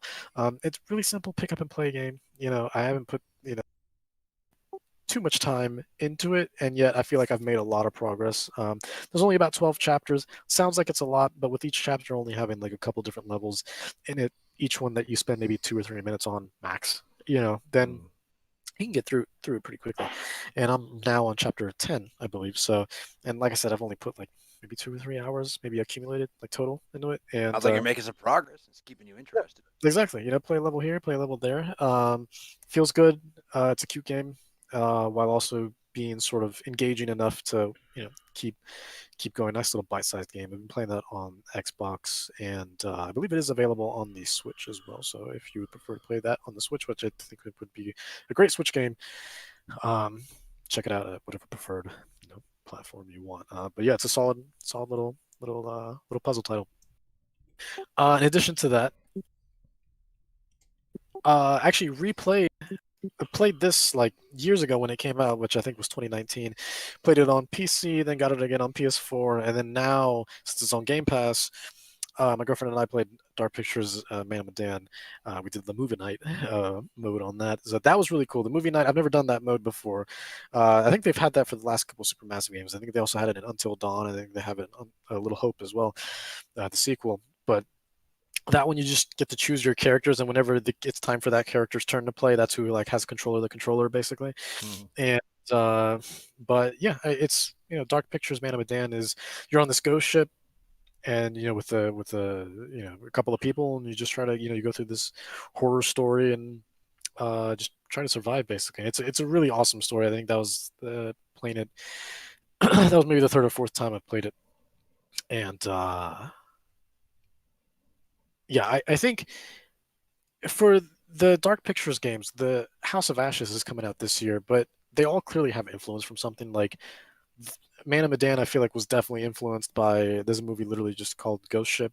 It's just got, it's got like a ship with a skull on it. I've never seen it personally, but I know that that's a thing. And then the second one was pretty much like the village. The village meets the witch, basically, and then this third one now is looking like The Descent. Basically, it looks just like The Descent. So But I love these games. If you like stuff like Until Dawn, if you like stuff like Heavy Rain, Beyond Two Souls, this sort of very cinematic choose your own adventure Singing games. my language. Yep, stuff like Telltale games, all that stuff. Oh.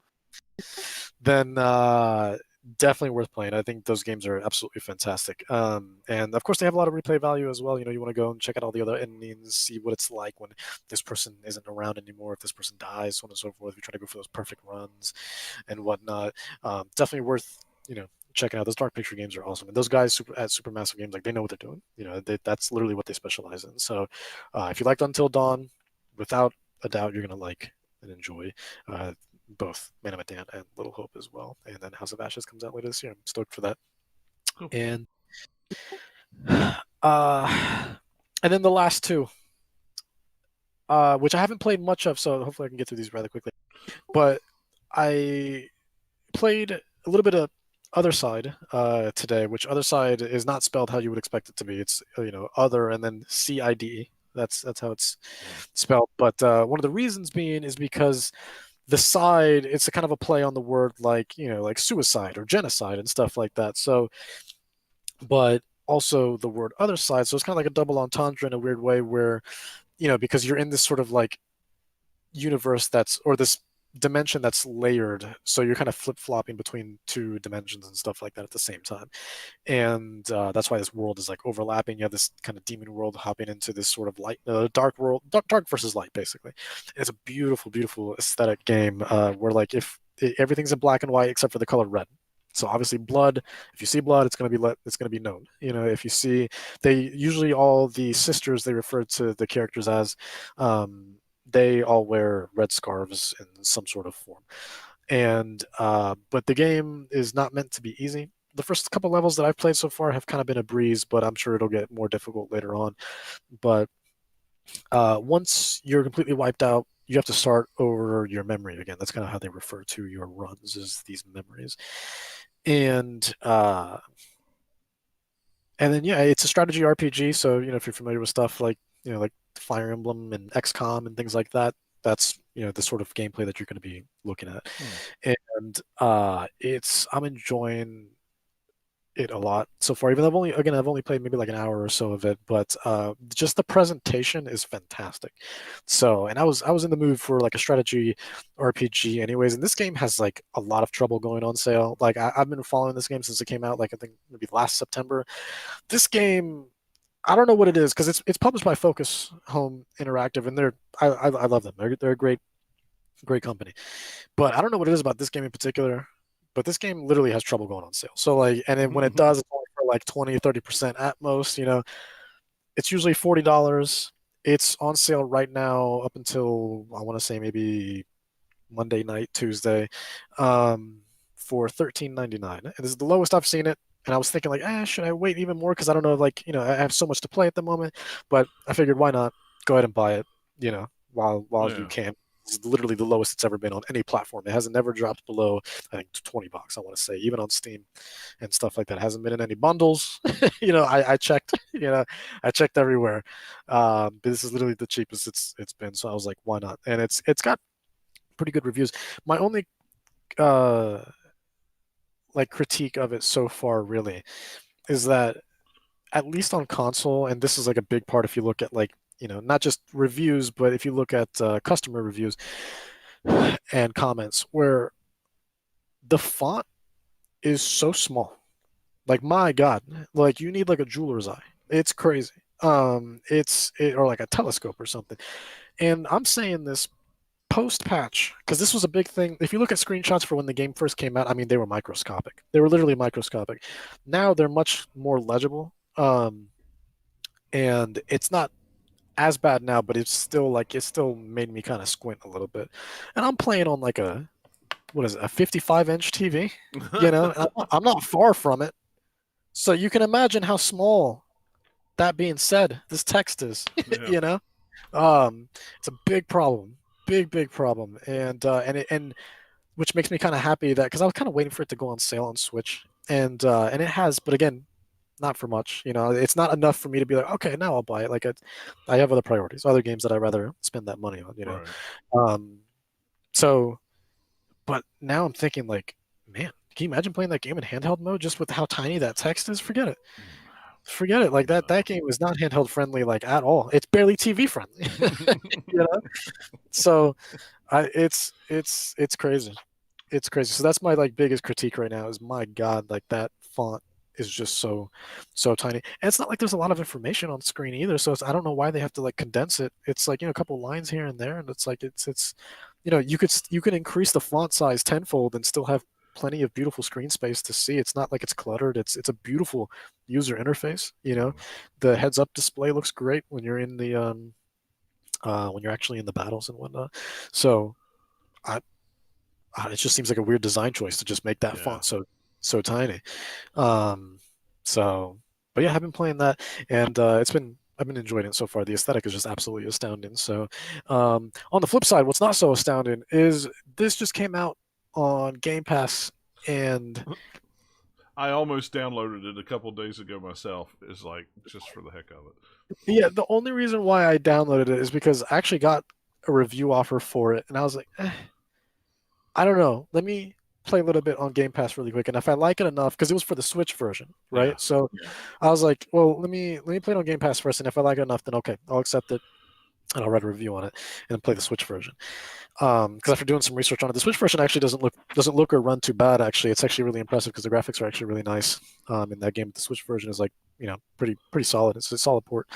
But I played it, and like, my God, like I mean, this game is like way too. It's either way too realistic or way too. I don't know. I've never driven a 18-wheeler, so I don't know. But we've reviewed one of these games before, haven't we? The one before this is Mud Runner. So yes, I feel like yeah. So, and also for a game called Snow Runner, no snow. There's a whole lot of mud. There's a whole lot of mud, whole lot of grass, whole lot of terrain that is literally everything but snow. And like, because it starts you off in like Michigan or something. Now eventually you can go to Alaska, but that's just like a small part of the game. And like, but otherwise, like, it's just mud everywhere. I'm just like, you just made Mud Runner 2. That's all this is. It's technically in places that get snow, but it's the summertime. Yeah. Exactly. It just, but like, Actually, right at the start of the game. Actually, we've reviewed both of them, Mud Runner and Snow Runner. I was just looking on the. Oh, we have reviewed Snow Runner as well. Oh, that's hilarious. Ryan did Snow Runner. Okay. On Xbox. Gotcha. Yeah, the game just came out on Game Pass, and I think it just came out on Switch as well. So I think that's why again, that's probably why they sent the review code over. But after playing like a little bit on Game Pass, and I tried giving it some time, I really did, and I was just like, oof, no, I'm just gonna, no, that's enough. It's been a while since I've read Ryan's review, and that's his biggest complaint was Snow Runner is the utter lack of snow. Yeah. It's so weird. It's literally everything but snow. It's the craziest thing. Not only that, your running was so successful you got away from the snow. Yeah, got away from the snow. You avoided the blizzard. Good job, team. But like, literally, like, within the first 5 minutes, I knew it was going to be a problem, because within the first 5 minutes of that game, I got stuck. So I accelerated. I apparently was in this truck that felt heavier than a tank, and immediately just dug myself into a bunch of mud, and I had to use one of those little like pulley winch. I think they call them winches. Yep, and yeah, a mighty wench to pull you out. I had to use those. I rather play the game exclusively using those than drive. Like, it was, at least those can help me like move. But the moment I accelerated and you were on anything that wasn't cement, you were going in. It didn't matter how you set up the sort of the gears, because you can shift the gears. You can put it on like a low gear, an automatic gear, a high gear, reverse, so on and so forth. And it depending on what gear you're in, they're better for certain terrain. You would usually want to go a low. You got what they've told kick me. that thing in a low 4-wheel drive. Yeah. Yeah, exactly. Yeah, exactly. But like, I was making no progress. It took me 20 minutes to get to a place that was all of 100 feet away. I was like, you know what? The only thing that's running is me from this game. I'm done. I just uninstalled it really quick. So no, that's Game Pass Runner. I'm done. So I uninstalled it. I was over it. I was over it. But yeah, no, that's the list that I've been playing. So, but yeah, no, that's I'm good. But here's the thing though. Here's the thing though. For all the trash that I've been talking, I do see the appeal because I think if you can get good at that game, I can definitely see it being addicting for sure. Because I like the way they built the world, and I just wish you didn't get stuck so often. That's the thing, you know. I mean, I get it. It's a gameplay element. I get that. But, like, you're doing more of that than you are driving. You're pulling yourself out of these, you know. After spending after however much, an hour or 2 hours with it, I just found myself, you know, you just need to get good, man. Yeah. Just get good. I guess. I don't know, but those 18-wheeler games seem to be the streaming games of choice here lately. Yeah, I've seen big there's interest. like a big interest in, you know, streaming, and it's not just like the snow runners. It's like the 18-wheeler simulator games where you're just driving from point A to point B to deliver something. And I guess maybe it's because, you know, if you have a somebody that's playing it that is engaging, you know, because he's just driving down there, he or she's just driving down the road. It's not like it's not like you're watching to see the story, or you're just there to talk to the dude while he's, you know, while they're driving, you know. So I mean, I think it's just a really good social game. I think that's what it is, honestly. And there's not much that's happening in the game either, because like when I finally could drive, I was driving around some of the towns, and I was just like it didn't hit me until I like stood still and actually looked around, and I was like, you get so involved in your tasks that you don't realize like this world is dead. There's nothing.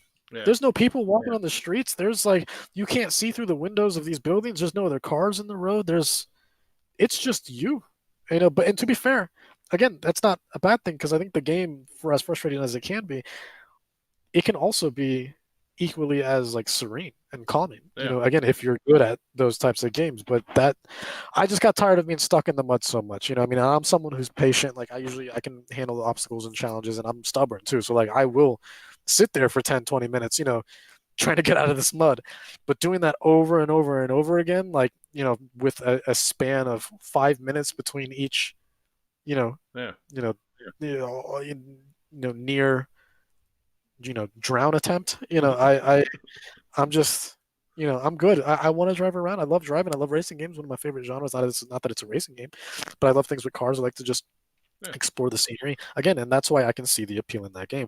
But I just, man, like it's just brutal. Like that terrain. Don't give Dennis a 4-wheel drive truck in mud, because he's just going to hang it up. That's the moral of the story, right? Yeah. But with all due respect to Dirt, I actually like those games. Dirt 5, actually played with Dirt 5 since that's on Game Pass, and I actually had a really good time with Dirt 5 actually. Which is weird, because like Codemasters is usually known for, like, they can do arcadey stuff, but like they can do a lot of, you know, simulator stuff too, and like Dirt is kind of in between. And no problem there, you know. But this SnowRunner is like, man, like it's you have to be patient, you have to be resilient, and you have to be you know, really just, I think you just have to have a lot of like morale as well. It's like, if you're depressed, don't play this game. It'll just ruin you. So the funny thing is, I've got another Discord chat. One of my friends is posting his screenshots from SnowRunner, and he said, "Don't stream and drive," because he got stuck. And it's just random. Like, it started just popping up. I was like, "What is this? Oh wait, he's doing StreamRunner screenshots. All right, sure. SnowRunner's even." Yeah, that'll be the next one, StreamRunner, but there'll be no water. Yeah, no water. Exactly. Just mud.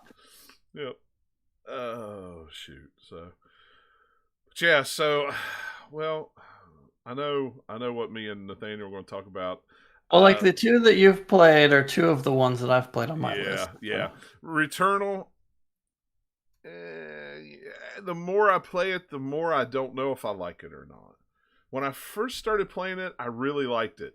But as I put maybe how far in have you gotten to it? Because that will that I think will affect. Because it seems to be from seeing how people are reacting to it. The better you are at it, and the more quickly or the more you can proceed through it, the more you like it. Yeah. Whereas if you get stuck over and over in just kind of the first one or two areas, it's kind of like, well, I can't get further, so I don't like it. Yeah, and maybe that's it. I think I've gotten to like the first boss, and that's about as far as I got. So at least I got him past. He's got 3 phases, right? I'm gonna guess. Yes. I got past the first phase and then died, and then I was like, because there's a little like 3 dots above his life bar, and each time it's like, here, have another couple extra moves and more weird bullets heading your way. And initially I had walked around the entire first area and done everything and got everything that I could before I went to that boss, and then it was like, okay, I feel confident. I think I'll go to that boss. And then I figured it out and then stupidly died, and then I was just like, This is why people will hate me for this game, because I got to that boss on like my 3rd run or something, beat him first try with like a little bit of a sliver of health, which I talked about, I think, last show or so, or whenever we were talking about Returnal.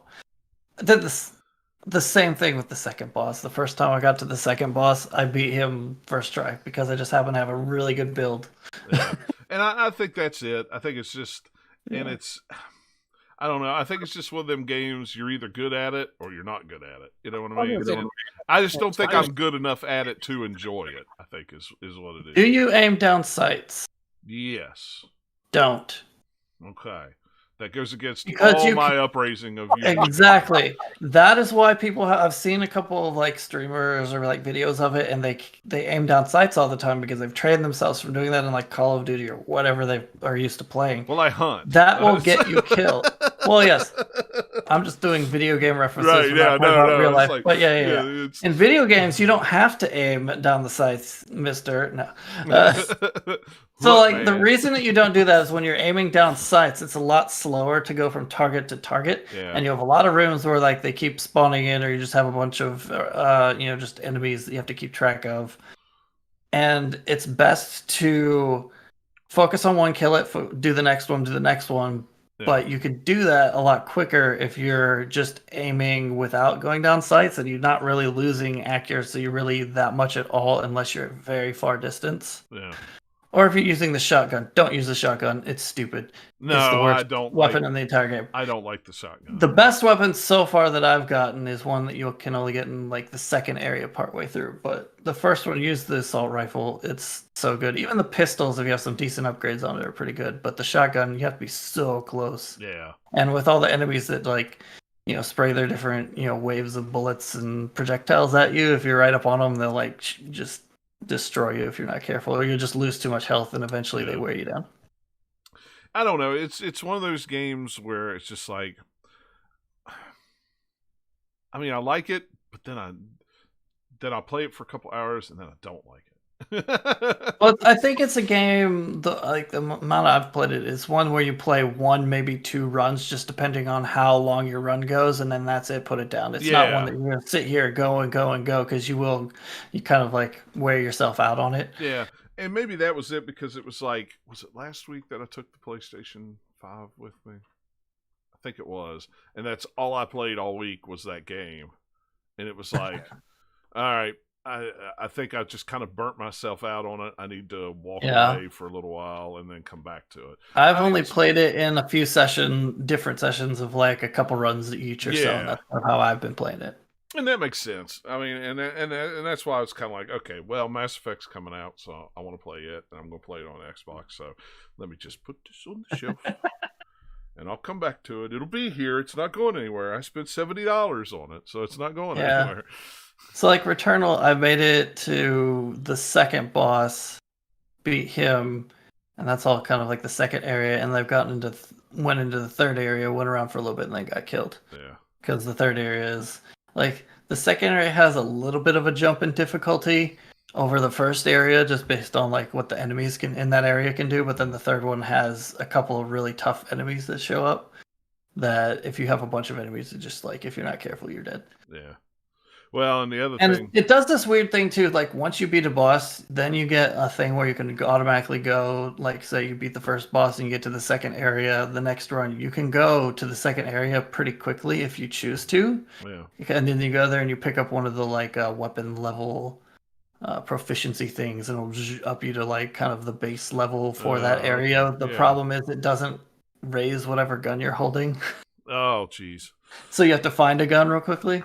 So it's almost worth it to kind of do like an almost complete run of the first area, or just until you get like a decent build up, then go. You don't have to fight the boss again. You just go to the portal thing that opens up. Yeah. And then you'll go, and then you'll have a better gun at least for like the first couple areas until you find like a new drop or a new chest or whatever. Well, and I guess one of the other things was I had a pretty good run going a couple weeks ago, and I didn't take the PlayStation with me, and so I just instead of quitting the game, I just suspended it, and it's like, okay, when I come back next weekend, I can open it up and just go. Well, they did an update. No. And they were like, yeah, don't turn on automatic updates because the game will shut down and you'll lose your run. I'm like, I'm 300 miles away from my system and I have automatic updates turned on. So You're calling Nikki, hurry! Yeah. Can you do something? Yeah, I wasn't even going to call and try to walk her through that. It was like, nope. Just forget it. I think that if you get past the first area, you'll get a little bit better if you try the couple of guns that open up in the second area, because the first area is very much, these are human guns. Yeah. The second area is, these are not human guns. Yeah, the minute I get so they have a nice twist on it. Yeah, the minute I get that red rifle in the first level, it's like, okay, I usually don't put anything else. Yeah, I just work on it. I don't pick up another gun. It's like, oh, it's a shotgun? Yeah, I don't want it. Oh, it's a pistol? Never mind. It's like, I finally got this rifle. This is what I'm Now, see, when you get to the second area, you can still get some of those, but it's worth picking them up and working through because you get like the little attributes. You get more than one of them. Yeah. And so you start unlocking new attributes that like, okay, this is suddenly like a machine pistol instead of just like a regular kind of semi-auto pistol. Right. Or, this thing has like a burst rifle, because you got that for, variant is what you picked up. So it does kind of switch some things up. Plus you get new weapons when it's kind of like an alien assault rifle, sort of. And it's way cooler. Yeah. Because it has some sort of like auto-targeting ish stuff on it too. Yeah, it's like they get more weird, cool alien sci-fi properties to some of the stuff. And from what I've heard, hints that like it even gets more crazy like in the later areas than even the second one. Because I've only been to the third area once. I haven't seen that myself. But yeah, it seems it's definitely a game that like, okay, if you get to a wall where you can't progress, you're gonna grind yourself out on the game. Yeah, exactly. Yeah. Because you're just seeing the same stuff over and over. Yeah, and you're just, And that was kind of where I was at last week. It's just kind of like, okay, I'm just going to walk away for a little while, and then I'll come back later. So. I mean, that's a lot of roguelikes have that type of problem, too. It's only the, like, really well-designed ones that makes it where, like, even if you're only getting to, like, the first areas or two or something in the game, that switches things up enough that it feels good, kind of like Hades. Yeah. Like, hey, even if you don't get very far, you're still going to have a very different experience on, like, the next round and the next round just based on what kind of weapons you picked up. Right. This game isn't quite like that. Yeah. And the only other game like I said, I've been playing is the Mass Effect trilogy, and I know we talked before the show, you've already beat the first Mass Effect. I checked my save. I'm looking at my Steam on Legendary Edition. I have a listed of 40 hours into it now. Okay, I'm 20 hours into it. I think it was 21 when I did my last save Thursday night before I packed up. I think it was like 21 hours. So yeah, it was about 30 for a pretty complete run on the first Mass Effect is what I did. Yeah. If I remember, I think the first one was the shortest one. Yeah, it was. It was the shortest of them all, and it's been a long. And I said this, pre-show. I think I played it twice on 360, and I think both times were within the first year that game was released. So it's been a long time since I played it, and I didn't boot it up. I didn't boot it up to see. I wanted to, but I didn't. I thought, no, I'll just wait. I wanted to boot it up and play for the first hour or two on the 360 just to see the differences in how they tweak things, but I didn't. I went, forget it. I don't care enough. It's they tweaked the controls enough.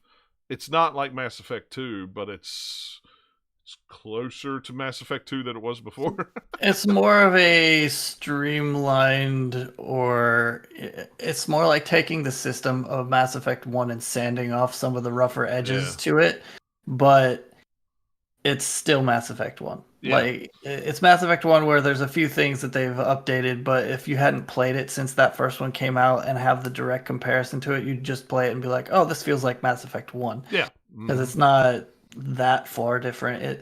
It's kind of like the same where when you get a remaster of a game, but like, oh, that's what it looked like, and then you go back and look what it really looked like, and like, oh wait, no, what was in my head was different. It's kind of similar with the mechanics of the combat in Mass Effect 1. It's like, oh, this just is the thing. Then you look at what they've done to it, you're like, oh, they actually tweaked it a decent amount, but it still feels like Mass Effect 1. They didn't just completely, scrap it and do something new, or give it the combat from the later games. They kept it, which I like. I like that they kept it the way Mass Effect 1 was, even though they objectively improved it in the later games. I don't think that the later games combat would fit with the first game as well. It just wasn't designed for it. No, and and I playing it. The first couple hours, it's like, okay, I can see, the graphics update is very nice. The control updates are very nice. It's still that clunky, what was it, 2007 when that game came out? Yep, 2007. Yeah, it was 2000. It still feels like that 2007 game. And I'm not saying that's a bad thing. What it feels like is this is basically an official mod pack for the game, almost, where they overhauled the lighting, the textures, even some of the models and things are somewhat improved, but because they're still running it in the same old game engine on the same old skeleton, you can only go so far with it. Exactly, without just tearing it all down and doing it again. Which and like I said, that's not a bad thing. I'm not complaining about that. No, it's super fun. Yeah, there's just a couple of times though when you're just you sit down a controller. You go do something real quick, and you come back, and everybody's just kind of standing there very still, and the camera's just kind of moving around. And you're that I think is the one thing that I noticed the most about it is graphically, not really graphically, but the visual thing that you notice that is super dated is the low animation budget, because it comes from 2007 versus what you would see in modern games. There's just so many more animations that you can put in there. Yeah. And in Mass Effect 1, you can see ones where the animation itself is only so detailed, or they're just reusing animations, especially for conversations. The way people leave conversations is exactly the same. It's look to the side with your eyes, turn your head, walk out of frame. Right, yeah. Every single person you talk to does that, unless it's a bigger cinematic one that they've put some work into. But most of the, hey, I met this random side quest person, or even some of the other ones, it's just all right, conversation over, bye. I have to go now. Goodbye. It was and it was funny because it was last weekend. I was sitting down here. We were doing laundry, and I sat down the controller. We went in the laundry room, done something, and came back.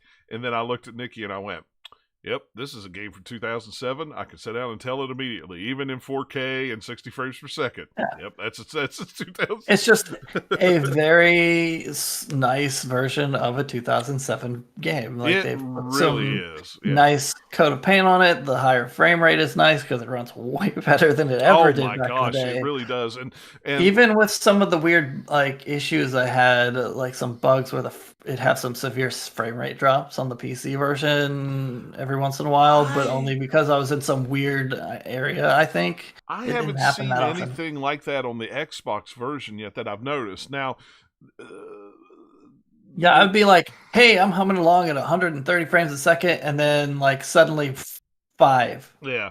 No, what just happened? I don't know. which I'm not playing it at 120 because, staying in a hotel, it's normally the TVs are 1080p and 60 hertz. So, I haven't even really played a majority of it in 4K. It's mostly been in 1080, but still, it looks awesome. But and I said this in our chat, I can't changing the settings. There's a performance and a graphics in the settings on the Xbox version. On the Series X, I can't tell a difference in it. I can't tell. I would be willing to bet that they just called it quality performance, but what it really just means is 3060. I don't think there's going to be that much actual change, especially for one. Well, the thing is, because it's so old that the Series X can laugh at it at either frame rate. So why would you even be tweaking the graphics at all? I think that's it, because because I think it's technically what I understood from reading about it is this is technically the reason it could do 120 is because it's actually running in a backwards compatible. It's not a Series X or S version. But the one thing that I noticed when I installed it is it installs as a Series SX game. So I have to run it on the internal, not an external drive, even though it's a backwards compatible Xbox One game. So that's unusual because it's usually not that way. Even with the I wonder if that's part of just because of the way they've packaged it or something, because it's all 3-in-1 and you have like the overall launcher before you go into the other stuff. I'm assuming the console does it the same, because it's like you have one tile that you're launching and then you're like, do you want to play 1, 2, or 3? Like default, it didn't even install 2 and 3 yet, so I've only got 1 installed on there. Then default, it just on PC 1, they are just like, I guess they don't care. It's just like, here, install Legendary Edition, and then they're all there. Like, which was fine because it was like, well, I think it's like maybe 100 gigs total or something. I'd have to look. Yeah, it's not terrible. Not bad for 3 full games. But that's pretty good. I didn't think so. But it's like, okay, well, I'm kind of glad they did that on Xbox because I don't want it to take up too much internal storage anyway. So yeah, that's awesome. That makes sense for console for sure. Yeah, so when I'm getting near the end of 1, I'll go ahead and install 2 so that I really wish it was just all one big thing and there was no going in between games. I just want it to go, I want it to be like The Mandalorian season 1 and 2 with no recaps or anything. I just want to be able to watch it from the beginning to end in a 6-hour frame and not have The good thing is the launcher does the auto load thing, so you can either start the game or you can do the resume, and whatever your latest save is, you go to the main menu and as soon as you hit the button it loads. Right. Instead of going to the menu and then you have to choose your save, and so it takes a couple of steps out of it. Well, and there's no quick resume for it on Series X, which is odd. I don't know. I'm going to assume that the loading on the console is going to be pretty similar to the PC version, where it's just like you're pretty much there. There's not much loading at all. No, it's not much loading, but it's just really weird that I'll put the Xbox in rest mode, go to work, then come back, and I expect just to be able to quick resume and jump right in where I paused at, and I actually have to go back. I'm going to go out on a limb and say it's because these are not remade. It's almost like in fact, I know exactly what it is because of the way that it works on the PC version. Is they have the port of 1, the port of 2, and the port of 3. But instead of having them as 3 separate things in your library, they just put a little launcher thingy on the top of it and wrapped it up. But on PC, the launcher will you click it, and then the little splash screen that games have sometimes when they're booting up, it will show up, and then the game comes in. And then when you go to 2, it has the weird comic recap that they put into that game for Mass Effect 1. If you want to watch it, you still can. It's like that version of the game. So it just feels like, they just took the 3 ports and then kind of lightly tied them together kind of on the front end of it, so that it just feels like one package, even though it's technically kind of not. Right. And I think in order to put the resume in it, they would have had to do, add something to the code to make that work. Makes sense. It just kind of caught me off guard the first time. I wasn't expecting that. I'm like, why do I have to go through the reboot again? It takes 20 seconds. I could already be playing this game by now. No, it's like it's spoiled. Yeah, I know. First world problems, right? Yeah. But speaking of load time, holy crap, there is barely a load screen in that game. I mean, there's a 4-second load screen if you're in the Citadel and you jump on the taxi and go from one section to another. It loads 2 seconds. I mean, it's just like that. You still get in the elevators, and you could still sit there the whole time while it's going up the floor if you want. Don't skip the elevators. No, you don't early want in the game Yeah. because they have the radio things that play that Yeah. actually give you side missions. And that's exactly if what it's something you've heard before, go and hit that button. If you haven't heard it, let it play. So if it does give you a mission, that's Right. only kind of early on in the game. It only does that for a few of them. But yeah, like if you don't, you just don't see those. I think you could still happen upon them if you go to that area of the galaxy map. You'll still get there. You just won't have it as a side mission to say, "Hey, go look here. There's something." Right. Yeah. And I was going to say, that, but yeah. I mean, you But could the skip difference them, is- man, if you want. You know. So like before, originally when that game came out, you'd have your little like radio thing would go or whatever, companion conversation, and that would finish after, the 10, 15, maybe 20 seconds, 20 seconds at most, it seems like, for, the length of those things. Then it'd have some elevator music or whatever, and you'd still be going for like a minute or a minute and a half. Whereas here, it's just like as soon as any of those things are over, the elevator's done. Yeah. So it's almost more of a skip the dialogue button than it is skip the elevator button. Yeah, exactly. Yeah. But it's and that was the thing that I was curious with, because I remember all that stuff was covered with that kind of load screens were covered with that kind of stuff. Like when you would select a thing on a map and you'd load. Now we're going to shoot you into light speed. Load. I mean, now it's just like pick your map, shoot you into light speed. You're at the planet. Bam, bam, bam, bam, bam. It's like it's super quick, and I really like that. I mean, that saves so much time in the game. Just it's really nice. Yeah. It's still if you're running around the Citadel, you can definitely see kind of limitations of the design at the time too, because you have all the different things. Like there's a few doors that won't open automatically. You have to click them open. Yep. And I think back in the day they would wait. It'd be the door, you click on it, it'd wait for a bit while it's loading everything behind it, and then open. Mm-hmm. And then you have all the different elevators to the different like subsections that you could go to. So it's like get on an elevator, walk down a few hallways, and then get to another elevator. Maybe if you're going to another thing, unless you did the fast travel thing, which I'd forgotten. The little like car things, how tiny they look. Yeah. Like I don't even think that fit one person, let alone my whole party of 3. Yeah, I know, right? Especially if you have one of the big. So I'm imagining him like hanging on the outside of this little tiny car flying somewhere, and it amuses me. Yeah. There were sections of that game, especially originally if you were playing, on certain planets, that you would just run down a hallway and it would stop for a minute and load the rest of it, and and then you'd go again, maybe 30 seconds or something like that. When you played the original game, because it had to load in, the map was so big. In this one, you'll be running down and you'll hit one of those sections, and a little loading bar thing or bubble will just pop up for a split second, and it's very distracting when it does it, because it's still in there, but it loads so fast, it just kind of goes whoop, and you're I just think that's something that they couldn't. There's no way they could get rid of that. Would be my guess. Yeah, I'm guessing so too. But it's you're kind of building on the bones of an old game, so you get all those quirky things with it. Yep, I was like, this would have been where it was loading for 2 minutes, and or a minute, and I would have stood here while my guy was frozen running down the hall, and then all of a sudden we'd start running again. Yeah.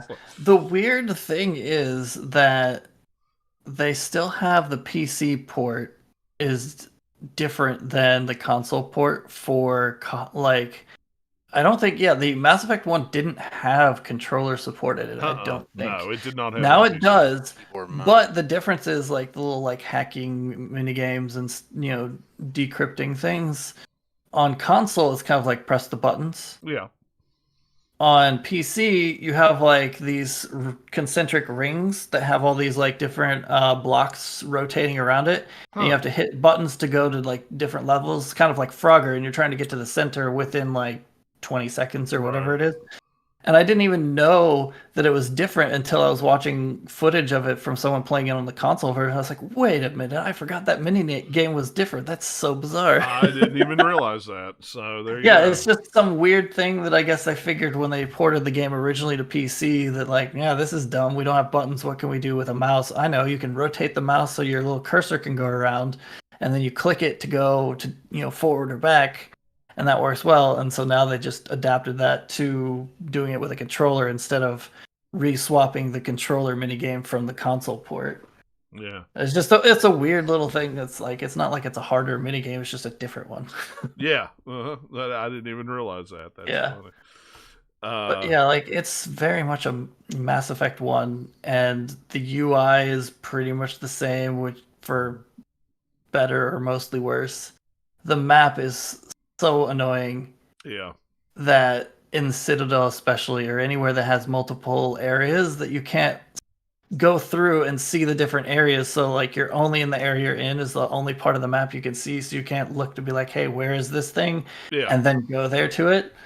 Like for someone like me who played that game through enough times that I'm like, I know the Citadel, I can just run around it. That's not a problem. If you've never played Mass Effect before, it'd be like, where am I going? It'd take you a while to learn it. Yeah, I did. I even did the scan all the keepers side quest, and I did that in like less than 5 minutes because I'm like, go here, go there, go there. I know where they're all at. Yeah. But there's like 20 of them, I think. It's also funny to me, just going back to it, how small the Citadel feels. Mm-hmm.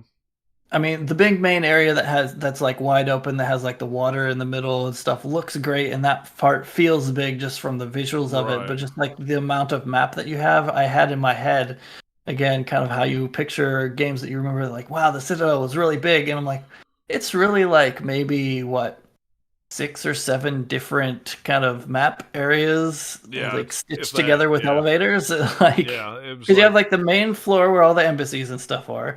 Then you have the Citadel Tower where the council lives. You have the wards area that has some of the marketplaces and stuff, and you have the CSEC kind of headquarters place. What is it? CSEC Academy. Yeah. That's another kind of main map area, and like the alley inside place where Cora's den is. Yeah. So like it's all kind of slightly stitched together in different places. So it's just interesting going back through all the heroes. Like, man, I remember this so well, even though it's been so long since I've played it, and then now it's just like it'd be like kind of going back to your high school or something many years later. Be like, wow, this feels a lot smaller than I remembered. Yeah, I thought it's kind of that feeling. Yeah, it is. You're exactly right. It is, but I'm really having a good time playing it again. Like I said, even though I know I played it 14 years ago, I guess it is. It's been far enough that it's like, okay, I remember this, but I'm still enjoying it, even though I played it all those years ago. And for someone who's never really played the first game, how long does the first game compare to the second? I don't remember how long the second one is, but again, I just went through this 100%, did every single side quest. Except for maybe 1 or 2 if I missed one, but I'm pretty sure I did every single side quest, and it took me like right at 30 hours. Okay, because I remember the second one when I had it for PS3, I did everything, all the. So one of the big differences because they did a whole bunch of just kind of improvements for different things like visually and mechanically with the combat and other stuff. They added the companion quests of what you think of BioWare games with companion quests. They didn't have that much in the first game. They have a couple, and they're all very like short and not that involved kind of thing, whereas 2 has a lot more of the companion loyalty quest lines, even with multiple places that you go, whereas the first game doesn't have that, so it condenses a lot. You pretty much have, here's all your main plot missions that you go onto, and then here's all the little weird side planets that all look almost the same, except for they have slightly different textures on the ground, and they have like a weird little cult in this building here, and this planet has some pirates in this building that looks exactly the same, and it's very copy pasted kind of feel for some of it. There's a couple side quests that are a little better, more involved than that, but a lot of it is just like, go here, check out this pirate thing, kill him, or whatever maybe. If it's not the main missions, it's very you could tell very much that they're trying to make a very big game and figuring it out as they went, because they hadn't done it before and hadn't made it the engine before, so there's all these different parts, and like these parts got more attention than some of these parts over here. Looks like if you just do a quick Google search, Mass Effect 1 is anywhere from 18 to 36, depending on if you complete it or not, 100% it, and then Mass Effect 2 and 3 can take 25 to 50, which is what I thought. for full. Yeah, I'd say like the first game, if you're trying to like do everything you hadn't played it, you could still probably end up doing it at 30 like me. Yeah. If you just do kind of like the main missions and a couple of like side quest things that interest you, then you can finish it a lot quicker than that. Yeah, like I say, I'm 21 hours in, and I'm at the part where you're on the planet that has the monster thing in the basement. I forget what they call it. That's the only way I know how to describe The Thorian. it. Yeah, that's it. Monster in the The basement. monster in the basement. You know, they were going to call it the monster thing in the basement, but they decided maybe we'll shorten that. Yeah, we'll give it shorten an it up. actual name. It's just not as catchy as So let's see. So you did that one. Have you done the snowy corporate planet? Yeah, I did it first. Okay. Because you can do either one of those in either order. Yeah, so I actually did it first. So yeah, so you have basically one like big kind of like main mission, after that like planet, and then after that you have one that basically is like the end game. Yeah, that's what I thought. So yeah, you're getting pretty close to the end of the game actually. Because it's like I said, I knew it'd been a long time since I played it, but it seemed like that part that I was at now was like that was near, that was well over halfway through. So yeah, like it's worth playing. Mass Effect 1 has a really cool story to it. It does. It really does. It's a lot rougher around the edges than the other two games, but the story is and the characters are what'll pull you through it because it's really, really cool. It's also like, I don't know, I think that the villain from the first game, Saren, is probably my favorite kind of villain that they have in the whole series. And just kind of like the way the plot gets revealed to you, and then like there's a little twist on it here for what you thought you knew is like slightly different, and then like a little bit later it's like, oh wait, no, here, this is what's actually going on, until you finally have the full picture towards the end and you're like, oh crap. Yeah. That's crazy. And then like the set pieces at the end of Mass Effect 1 are really, really cool. Yeah.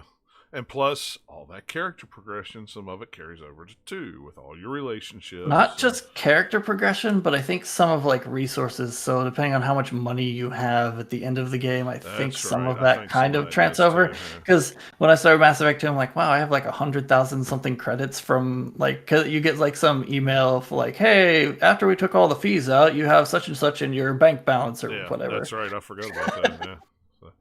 Yeah, and they've also tied it in for Mass Effect 3 now, since they don't have the multiplayer thing. The galactic readiness mechanic from that game ties into the first two. So it's basically, if you come to 3 having played the first two, you get a lot of that pushed up. I'm not sure if it's just if you've played it or if it's tied into how much completion or how that works, but I do know they've said that kind of in the like interviews or blog posts and whatnot. Yeah. But yeah, like Mass Effect 1, I booted up and like the main menu got me. I'm just like, oh, this music. Oh, yeah. Holy crap. And then, like, it's just, like, kind of subtle. And then when you hit the button, like, because it's all, like, the screen is, like, press any button or whatever, you hit it. And it has that, like, very synthy chime, boom, kind of thing that goes to the main menu. And then the music, like, starts going. It's so good. And, like, all sorts of, it's especially the music, all sorts of different music cues. When I first heard them again, I was like, oh, yeah, this one's in this game. Oh, yeah, this one's in this game. And then purposefully, because you know it, you're like, all right, get ready. I'm going to the galaxy map for the first time. Let's hear this. Yeah. It's... I think, like, they didn't even really change the galaxy map theme for any of the games because it's so good. But the sound is so... Well, just the sound design in general is very unique to Mass Effect. Right. Like the way that they do the different processing on the different alien voices, just how they sound, the sound of different weapons, the sound of just like things you click on, the way the doors sound when you open them, all of that. They did a good job of having, this is the Mass Effect soundscape, just like you would have with, say, Star Wars. You hear some sound effects from Star Wars, instantly you know that's from Star Wars. Right. You have a lot of sound effects and things in here in this game where you're like, that's Mass Effect. And I'm pretty sure, I don't remember looking on the back, but of course I'm playing with my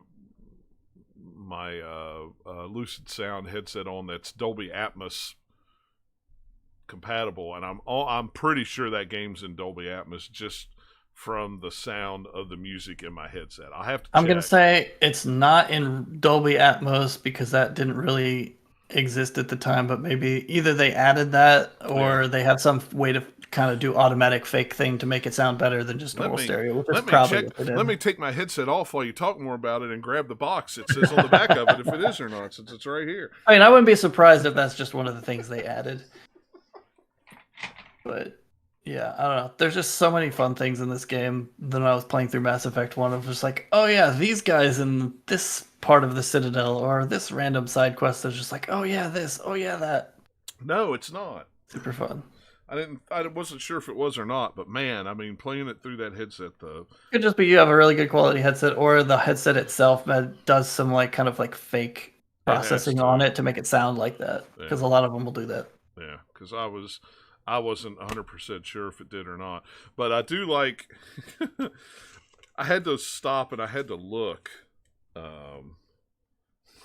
because the Xbox version comes with. This is the control scheme for Mass Effect.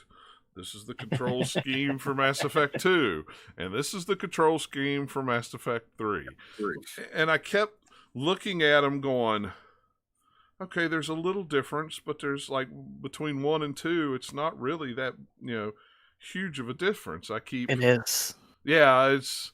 As someone who just finished Mass Effect 1 last night and then started Mass Effect 2 today, it was for a second, there was like, oh wait, no, this is how you like quick switch between weapons, and this is like different. And oh yeah, Mass Effect 2 has a reload too. Yeah, yeah. I was like, okay, now I see, but to see it all actually printed out, it's like, I can hold it together here and go, oh yeah. Instead of clicking the crouch button is clicking the stick down, it's actually now it's the show map button, and then it's the Yeah, I mean they do keep a lot of the kind of the basics in there for like order your squad ahead, order two of them back, order like each one separately, or the hold the button to do the what do they call it, storm. It's sprint, but storm. Right.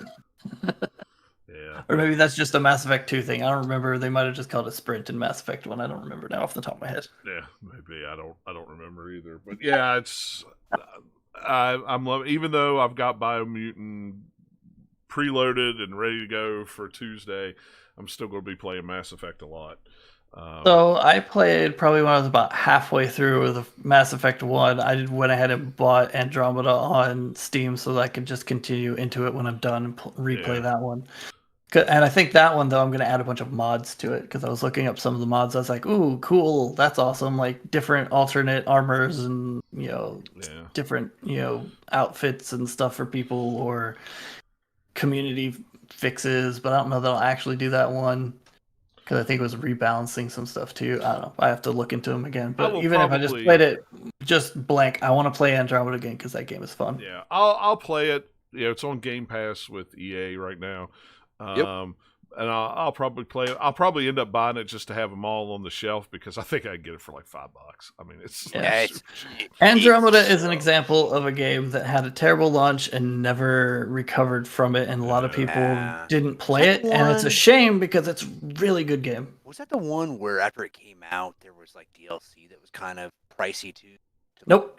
Make things better. Nope. With Andromeda, it came out. It had all the like animation glitches and all sorts of stuff that people are all like, rightfully up in arms about. They fixed those and did a bunch of other like bug fixes and stuff on the game. They canceled all the DLC for it that they had planned at a certain point instead of keeping going just because of its poor reception. And EA pulled the plug on them, I think. Yeah, I think so.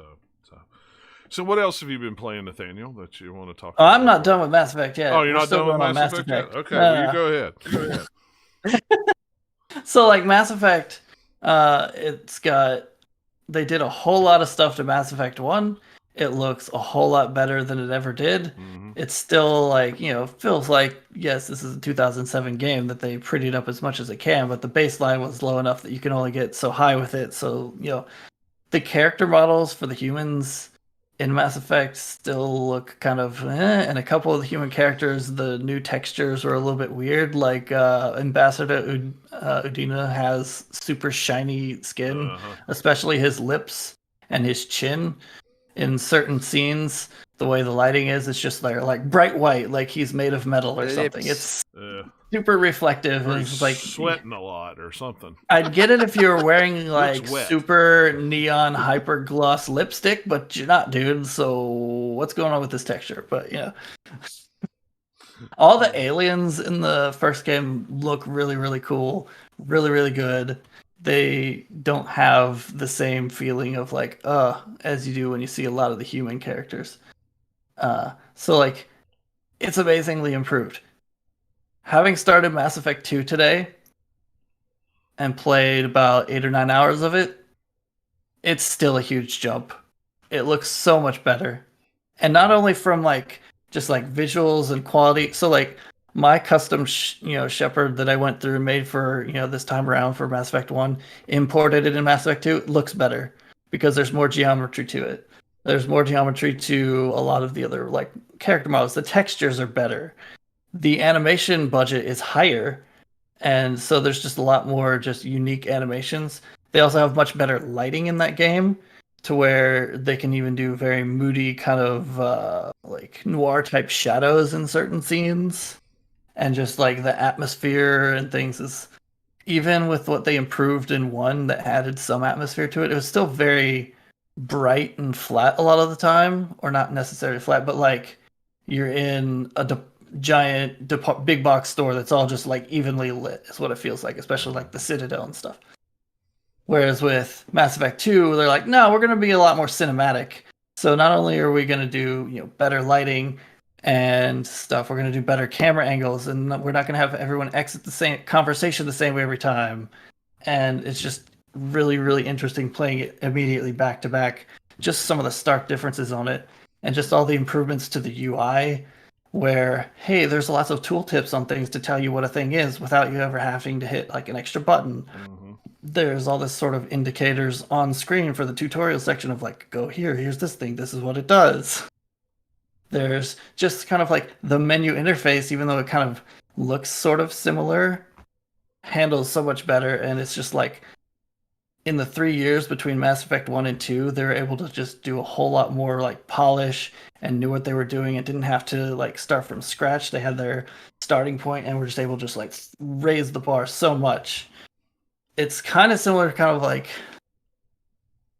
although not like graphically, but like quality between Assassin's Creed 1 and Assassin's Creed 2, where there's like a big leap. It's same with Mass Effect 2. And it's still kind of here. You still feel that, even though they brought Mass Effect 1 a lot sort of closer, kind of, and feel and look of it to what Mass Effect 2 and 3 is, it's just still like a stark difference, especially with the iconic opening of Mass Effect 2, where you're just going through, like, you have like, I'm pretty sure it was in the trailers too, but you have like the like kind of elusive man's office or whatever that has the weird virtual kind of thing where you have like the planet behind it, and it's all super moody, and then you get onto the opening bit on the Normandy, and you're just like, wow, I just spent a lot of time on the Normandy in Mass Effect 1. It's looking a lot shinier and cooler. They buffed that up. Yeah, and then so like, I don't know, it's just, I think because it already was at a higher level, they were able to tweak it and make it shinier, and it didn't need as much to look better and feel better and play better. Mass Effect 2 feels a lot closer to a modern game than what Mass Effect 1 in Legendary Edition did. And it's so good. Like, there's a lot of like unique, fun things in 2 as well. Though, like, oh yeah, I forgot this. Like when you go to Omega, the giant asteroid space station where all like the cool criminal factions live, and it looks kind of like a space jellyfish. Yep. Mm-hmm. And like just running all around there in that map, it's like, oh yeah, I forgot about this part. Oh yeah, this part over here is just, it's so good. Yeah. I can't wait to get, all the way through Mass Effect 2 so I can do 3 and just keep going. I'm just gonna be binging Mass Effect until I'm done, I think. 4 months it's later. Just there's some of my favorite games of all time, and it's been long enough since I've played them that I'm just like, oh yes, I want Mass Effect. There's nothing else like this out here. There's nothing kind of similar except for, ironically, Outer Worlds that we mentioned earlier. That steals so much. It's kind of like, let's take Fallout and Mass Effect and merge them is basically that game. Mm-hmm. And you didn't think of it at the time, or at least I didn't so much. But now, like, thinking about how that game works, I was like, they pulled a lot of just kind of the way Mass Effect works into that. It just happens to be kind of like a first-person Fallout feel mechanically and stuff, but just the way like you get missions and have the companions and stuff, like that's a kind of a Mass Effect game. Yeah, I never thought about it, but you're right. Yep. We don't get space adventure RPG things. We get like a Halo game or first person shooter, that are kind of sci-fi-y, but they're not the same type of a game. So like Mass Effect is just scratching that itch. It's like, oh yes, I want more of this, please. Let me keep going. Yeah. So I'll probably be playing a whole lot of it, which is why I kind of stopped playing Returnal and would have probably made more progress on it at this point. It's just like, nope, Mass Effect got here, so there's nothing else. Yep. The other reason why I didn't make as much progress on Returnal was finishing up Yakuza before Mass Effect came out. Which I did, and I may go back to just because I have like 2 or 3 trophies left to platinum it, and so I might go back and do that just because. Yeah. But I played the crap out of that game, and I don't care how regular, Yakuza fans feel. I'm like, hey, the fact that they're going to keep going and making them JRPGs, yes, please. Yeah. Because it's awesome. Yeah, I'm all right with that. I'm fine with that. Really well. So I mean, I'm content if that's the path they start going down. Which I think I read in an article that did say that they were going to do. Yeah. From now on, the Judgment series will be the brawler one. Mm-hmm. Yeah. But I mean, just the fact that with Yakuza Like a Dragon, they have the party aspect, so where you get all the other characters in there, and you have all their kind of fun, goofy things. You get to control which moves and stuff they're using. It's very much a turn-based RPG. I don't know, it just clicked with me. I really liked it. The only thing that I'm wondering is because Yakuza likes using the same maps, like, hey, you're in the same part of the city again, will I get tired of that in whatever the next game is, or will they switch it up enough that it won't matter? Right. I don't know. We'll find out whenever they make it. Yep, we'll see. So yeah, there's that one. And then I played like maybe the first hour of Code Vein, and again, Mass Effect and things came out, so I didn't get any further. That's because it was on sale on Steam. It's one of those times when like you get the emails of like, hey, these 4 things on your Steam wish list are on sale, and you look at them like that's on sale for like $2 off, but they had it for more than 50% off, I think. So I was like, I don't get it. Sure, try it out, see how anime Dark Souls is, and I was like, hey, this sure feels like the tutorial level. Well, I'll figure out what the rest of the game is later. Hello, Mass Effect. But yeah, it's fine. You'll have it. It'll be there. You'll get back to it at some point. Yeah, I mean, what Lily played was like, yeah, this could be cool. Well, it's not like the best game I've ever played or anything, but it was still like, yeah, I could enjoy playing this. We'll see, like the little bit of the combat you get, and the hint of like kind of how it will open up later on when they add all the stuff to it. I was like, okay, that could be cool. I just didn't get to that part yet. Yeah. All right, cool. We'll jump into the news real quick because there's not too much to talk about. There's just some things that kind of caught my eye. Speaking of Mass Effect is crossing over with No Man's Sky. I woke up this morning to see this on Twitter. I thought, well, that's weird, but it makes sense. Like, just the Normandy just dropped in on a planet in the atmosphere, and you could just fly right up and just fly around the Normandy ship and see what's going on, or you'll be out in space and there'll be a bunch of ships, and all of a sudden the Normandy ship will just pop in. It's just kind of a random thing to find, and you can scan it and see, the class of ship and stuff like that on. But I thought that was pretty cool. You don't usually see a lot of crossovers like that. So. It's a limited time thing, and you can add it to your fleet and keep it if you get it. But if you don't, then it's gone forever. Yeah. Got it. So get on it, add it. Yeah. Yeah, if you want I think get on it. It's through the end of May or something, so May 31st. It's not very long. Yeah, it's only till the end of the week. So, if you want it, go get it. Yeah, go get it now. Game Pass is getting Dark Alliance and Riftbreaker Day 1. Dark Alliance is pretty cool. Riftbreaker looks interesting. I've heard a little bit about it, but Dark Alliance was one that I was kind of, they just announced that game was coming out. Much less all of a sudden to just immediately go, oh yeah, and by the way, you can play it on Game Pass if you're a subscriber Day 1. So sweet. That's some Dungeons and Dragons game. I can play that. We could play it together. Yep. Do all that. Technically, any video game you could probably play that. Technically, you could play. Well, yeah. I mean, tech. Whether you want to or not, it's the other story. Yeah, that's the other part. Last of Us Part 2 got a 60 frames per second update this week for the PlayStation 5. I watched some of the videos of it. It looks really cool. I watched a Digital Foundry video on it. And I was like, yep. Watched. They basically said there was only one spot that they found that it dipped it on, like it went to 59 frames a second. Yeah, for like it was like 59, 57. Yeah, just for a second. And it was where if you're not measuring it with your tools, you'd never notice. Yeah. Mm-hmm. So pretty cool if you have Last of Us. That one is recent enough that I wonder how much they actually had to do, or if it's just like, I don't think. Hey, tell the game that it can go to 60 now. I'm sure it's probably just unlocked it, or unlocked the frame or capped it or whatever. I mean, I'm sure because surely that game on the PlayStation 4 benefits greatly from the power under the hood, or for the PlayStation 5. I mean, yeah. I'll probably at some point, if I need and I'm done with Mass Effect, like anything else, go and boot it up at least to see just kind of how it looks. Because I played it on, regular PS4, so doing it to PS5 where it's a lot smoother. Because regular PS4 was kind of like 30 and then would drop down sometimes, just depending on where you're at. PS4 Pro, I think, was a lot more solid. But for regular, it was kind of like, okay, I can see this. It's struggling a little bit, but it's fine. Right.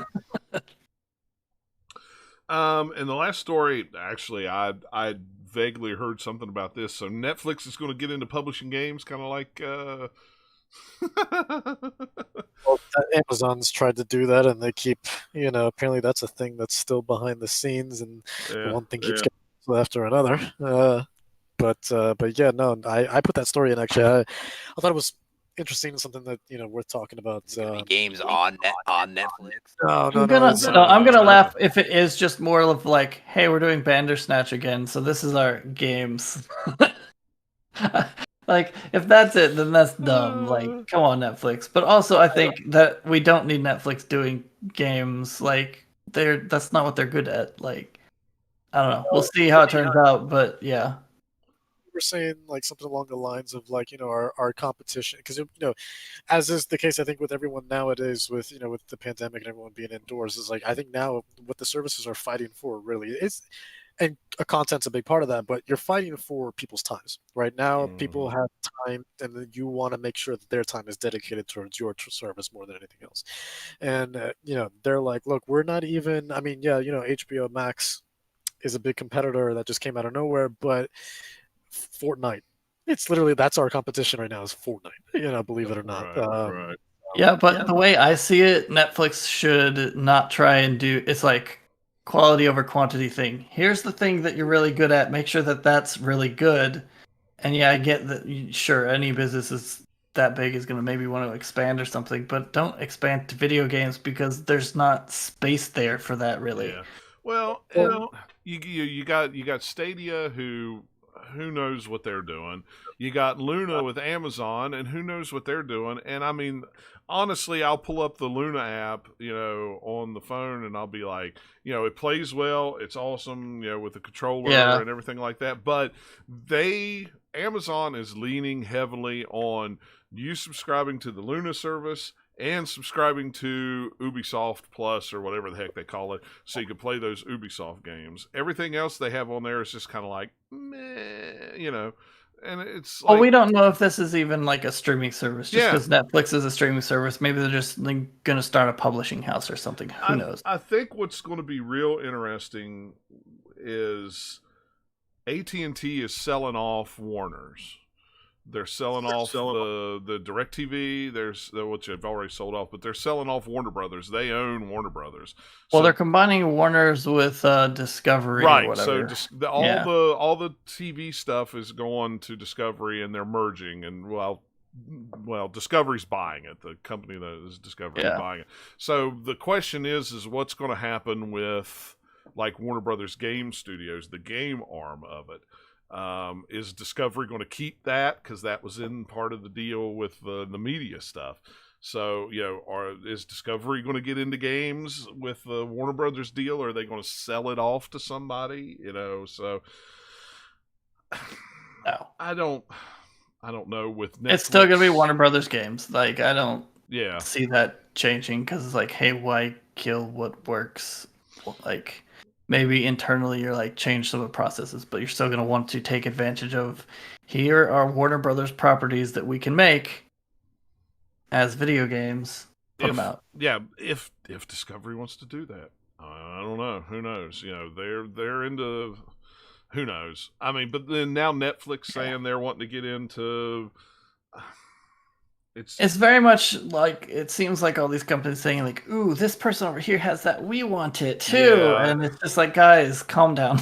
Well, and it's going to turn into what was it? Was it Google that and Amazon that paid all that money for studios and stuff like that, and then turned around and shut them down, and then moved over to something else? And it's like I'm afraid that's what's going to happen with these companies that aren't video game companies getting into video game companies. They're going to do nothing but start these big teams, then go nowhere with them, and then you're going to have a bunch of people just laid off. They look at Fortnite and think they can do that too without realizing what it actually requires to do that from an investment or even just talent standpoint, and then get out of it just like Google just did.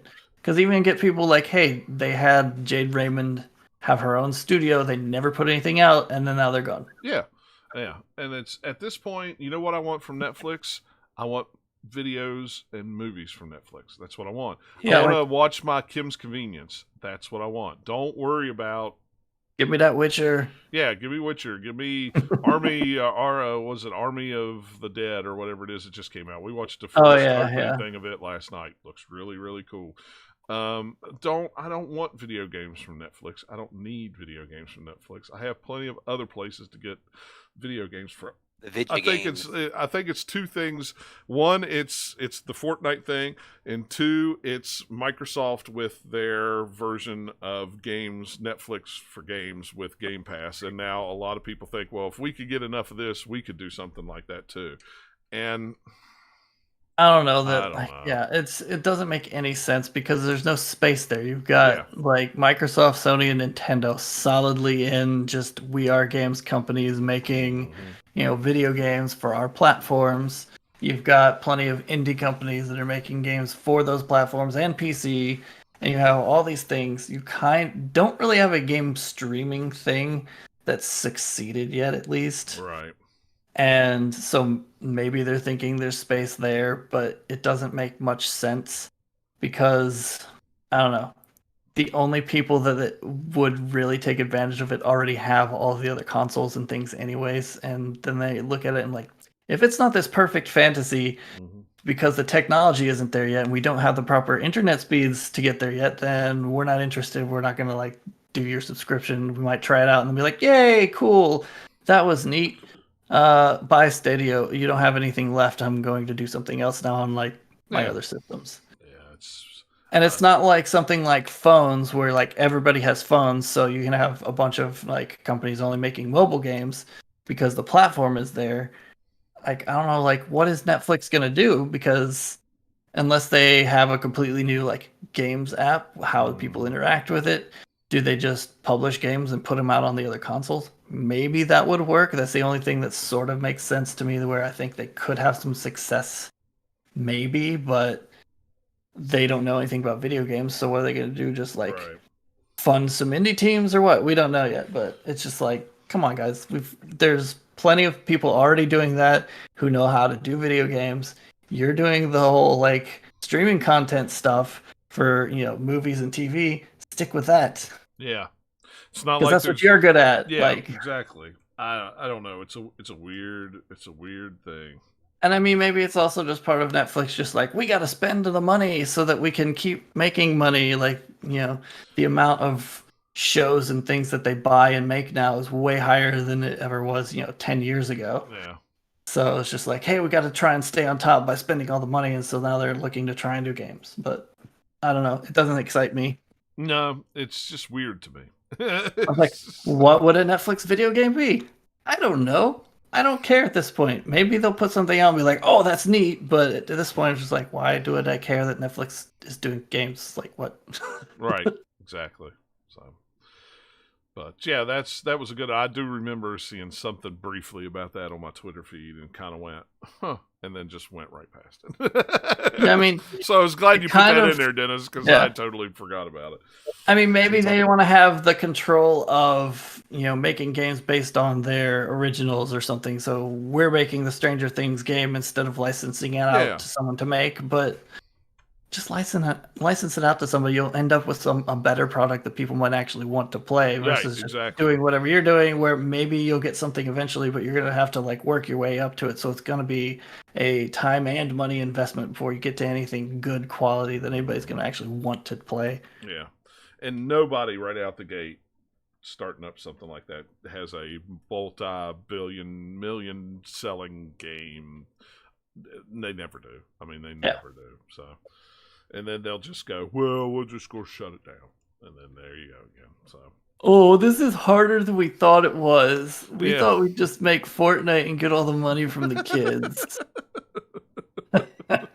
Guys, do you realize how long they were working on Fortnite? And then they had the weird, they were working on the one version and then they pivoted and got super lucky. Yeah.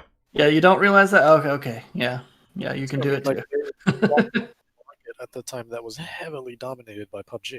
Yeah. And then and then they did their thing that was much different. It was still Battle Royale, but they had the aesthetic, they had the sort of they made it massive deal. So exactly.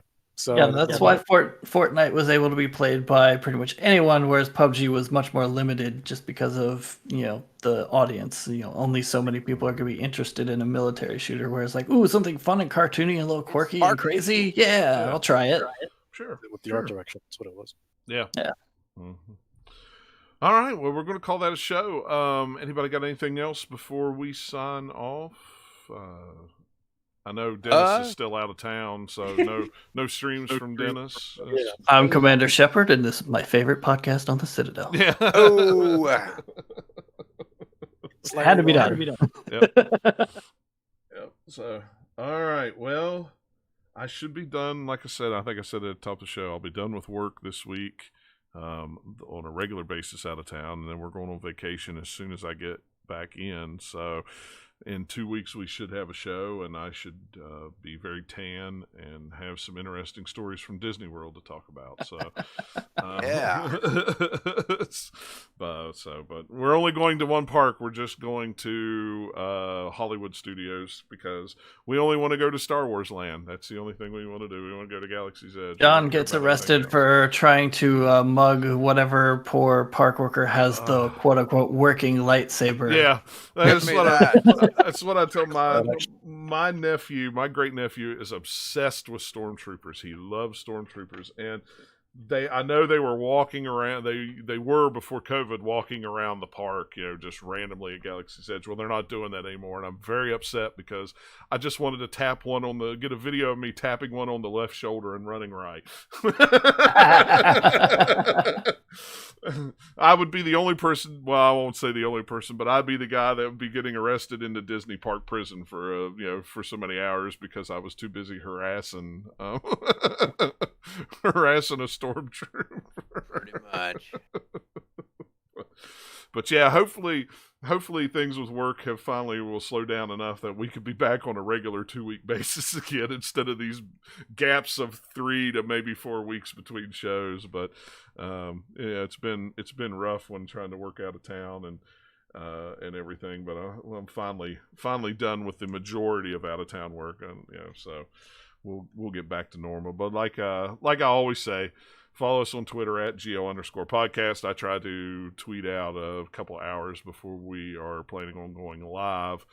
If you want to come hang out with us, and at least give you an idea of when you can probably catch the show on the next podcast catcher of your choice, because it'll go up the next day. So, all right, guys. Well, thanks a lot for hanging out and listening to us, and we will catch you all next time. See you later. Shepard.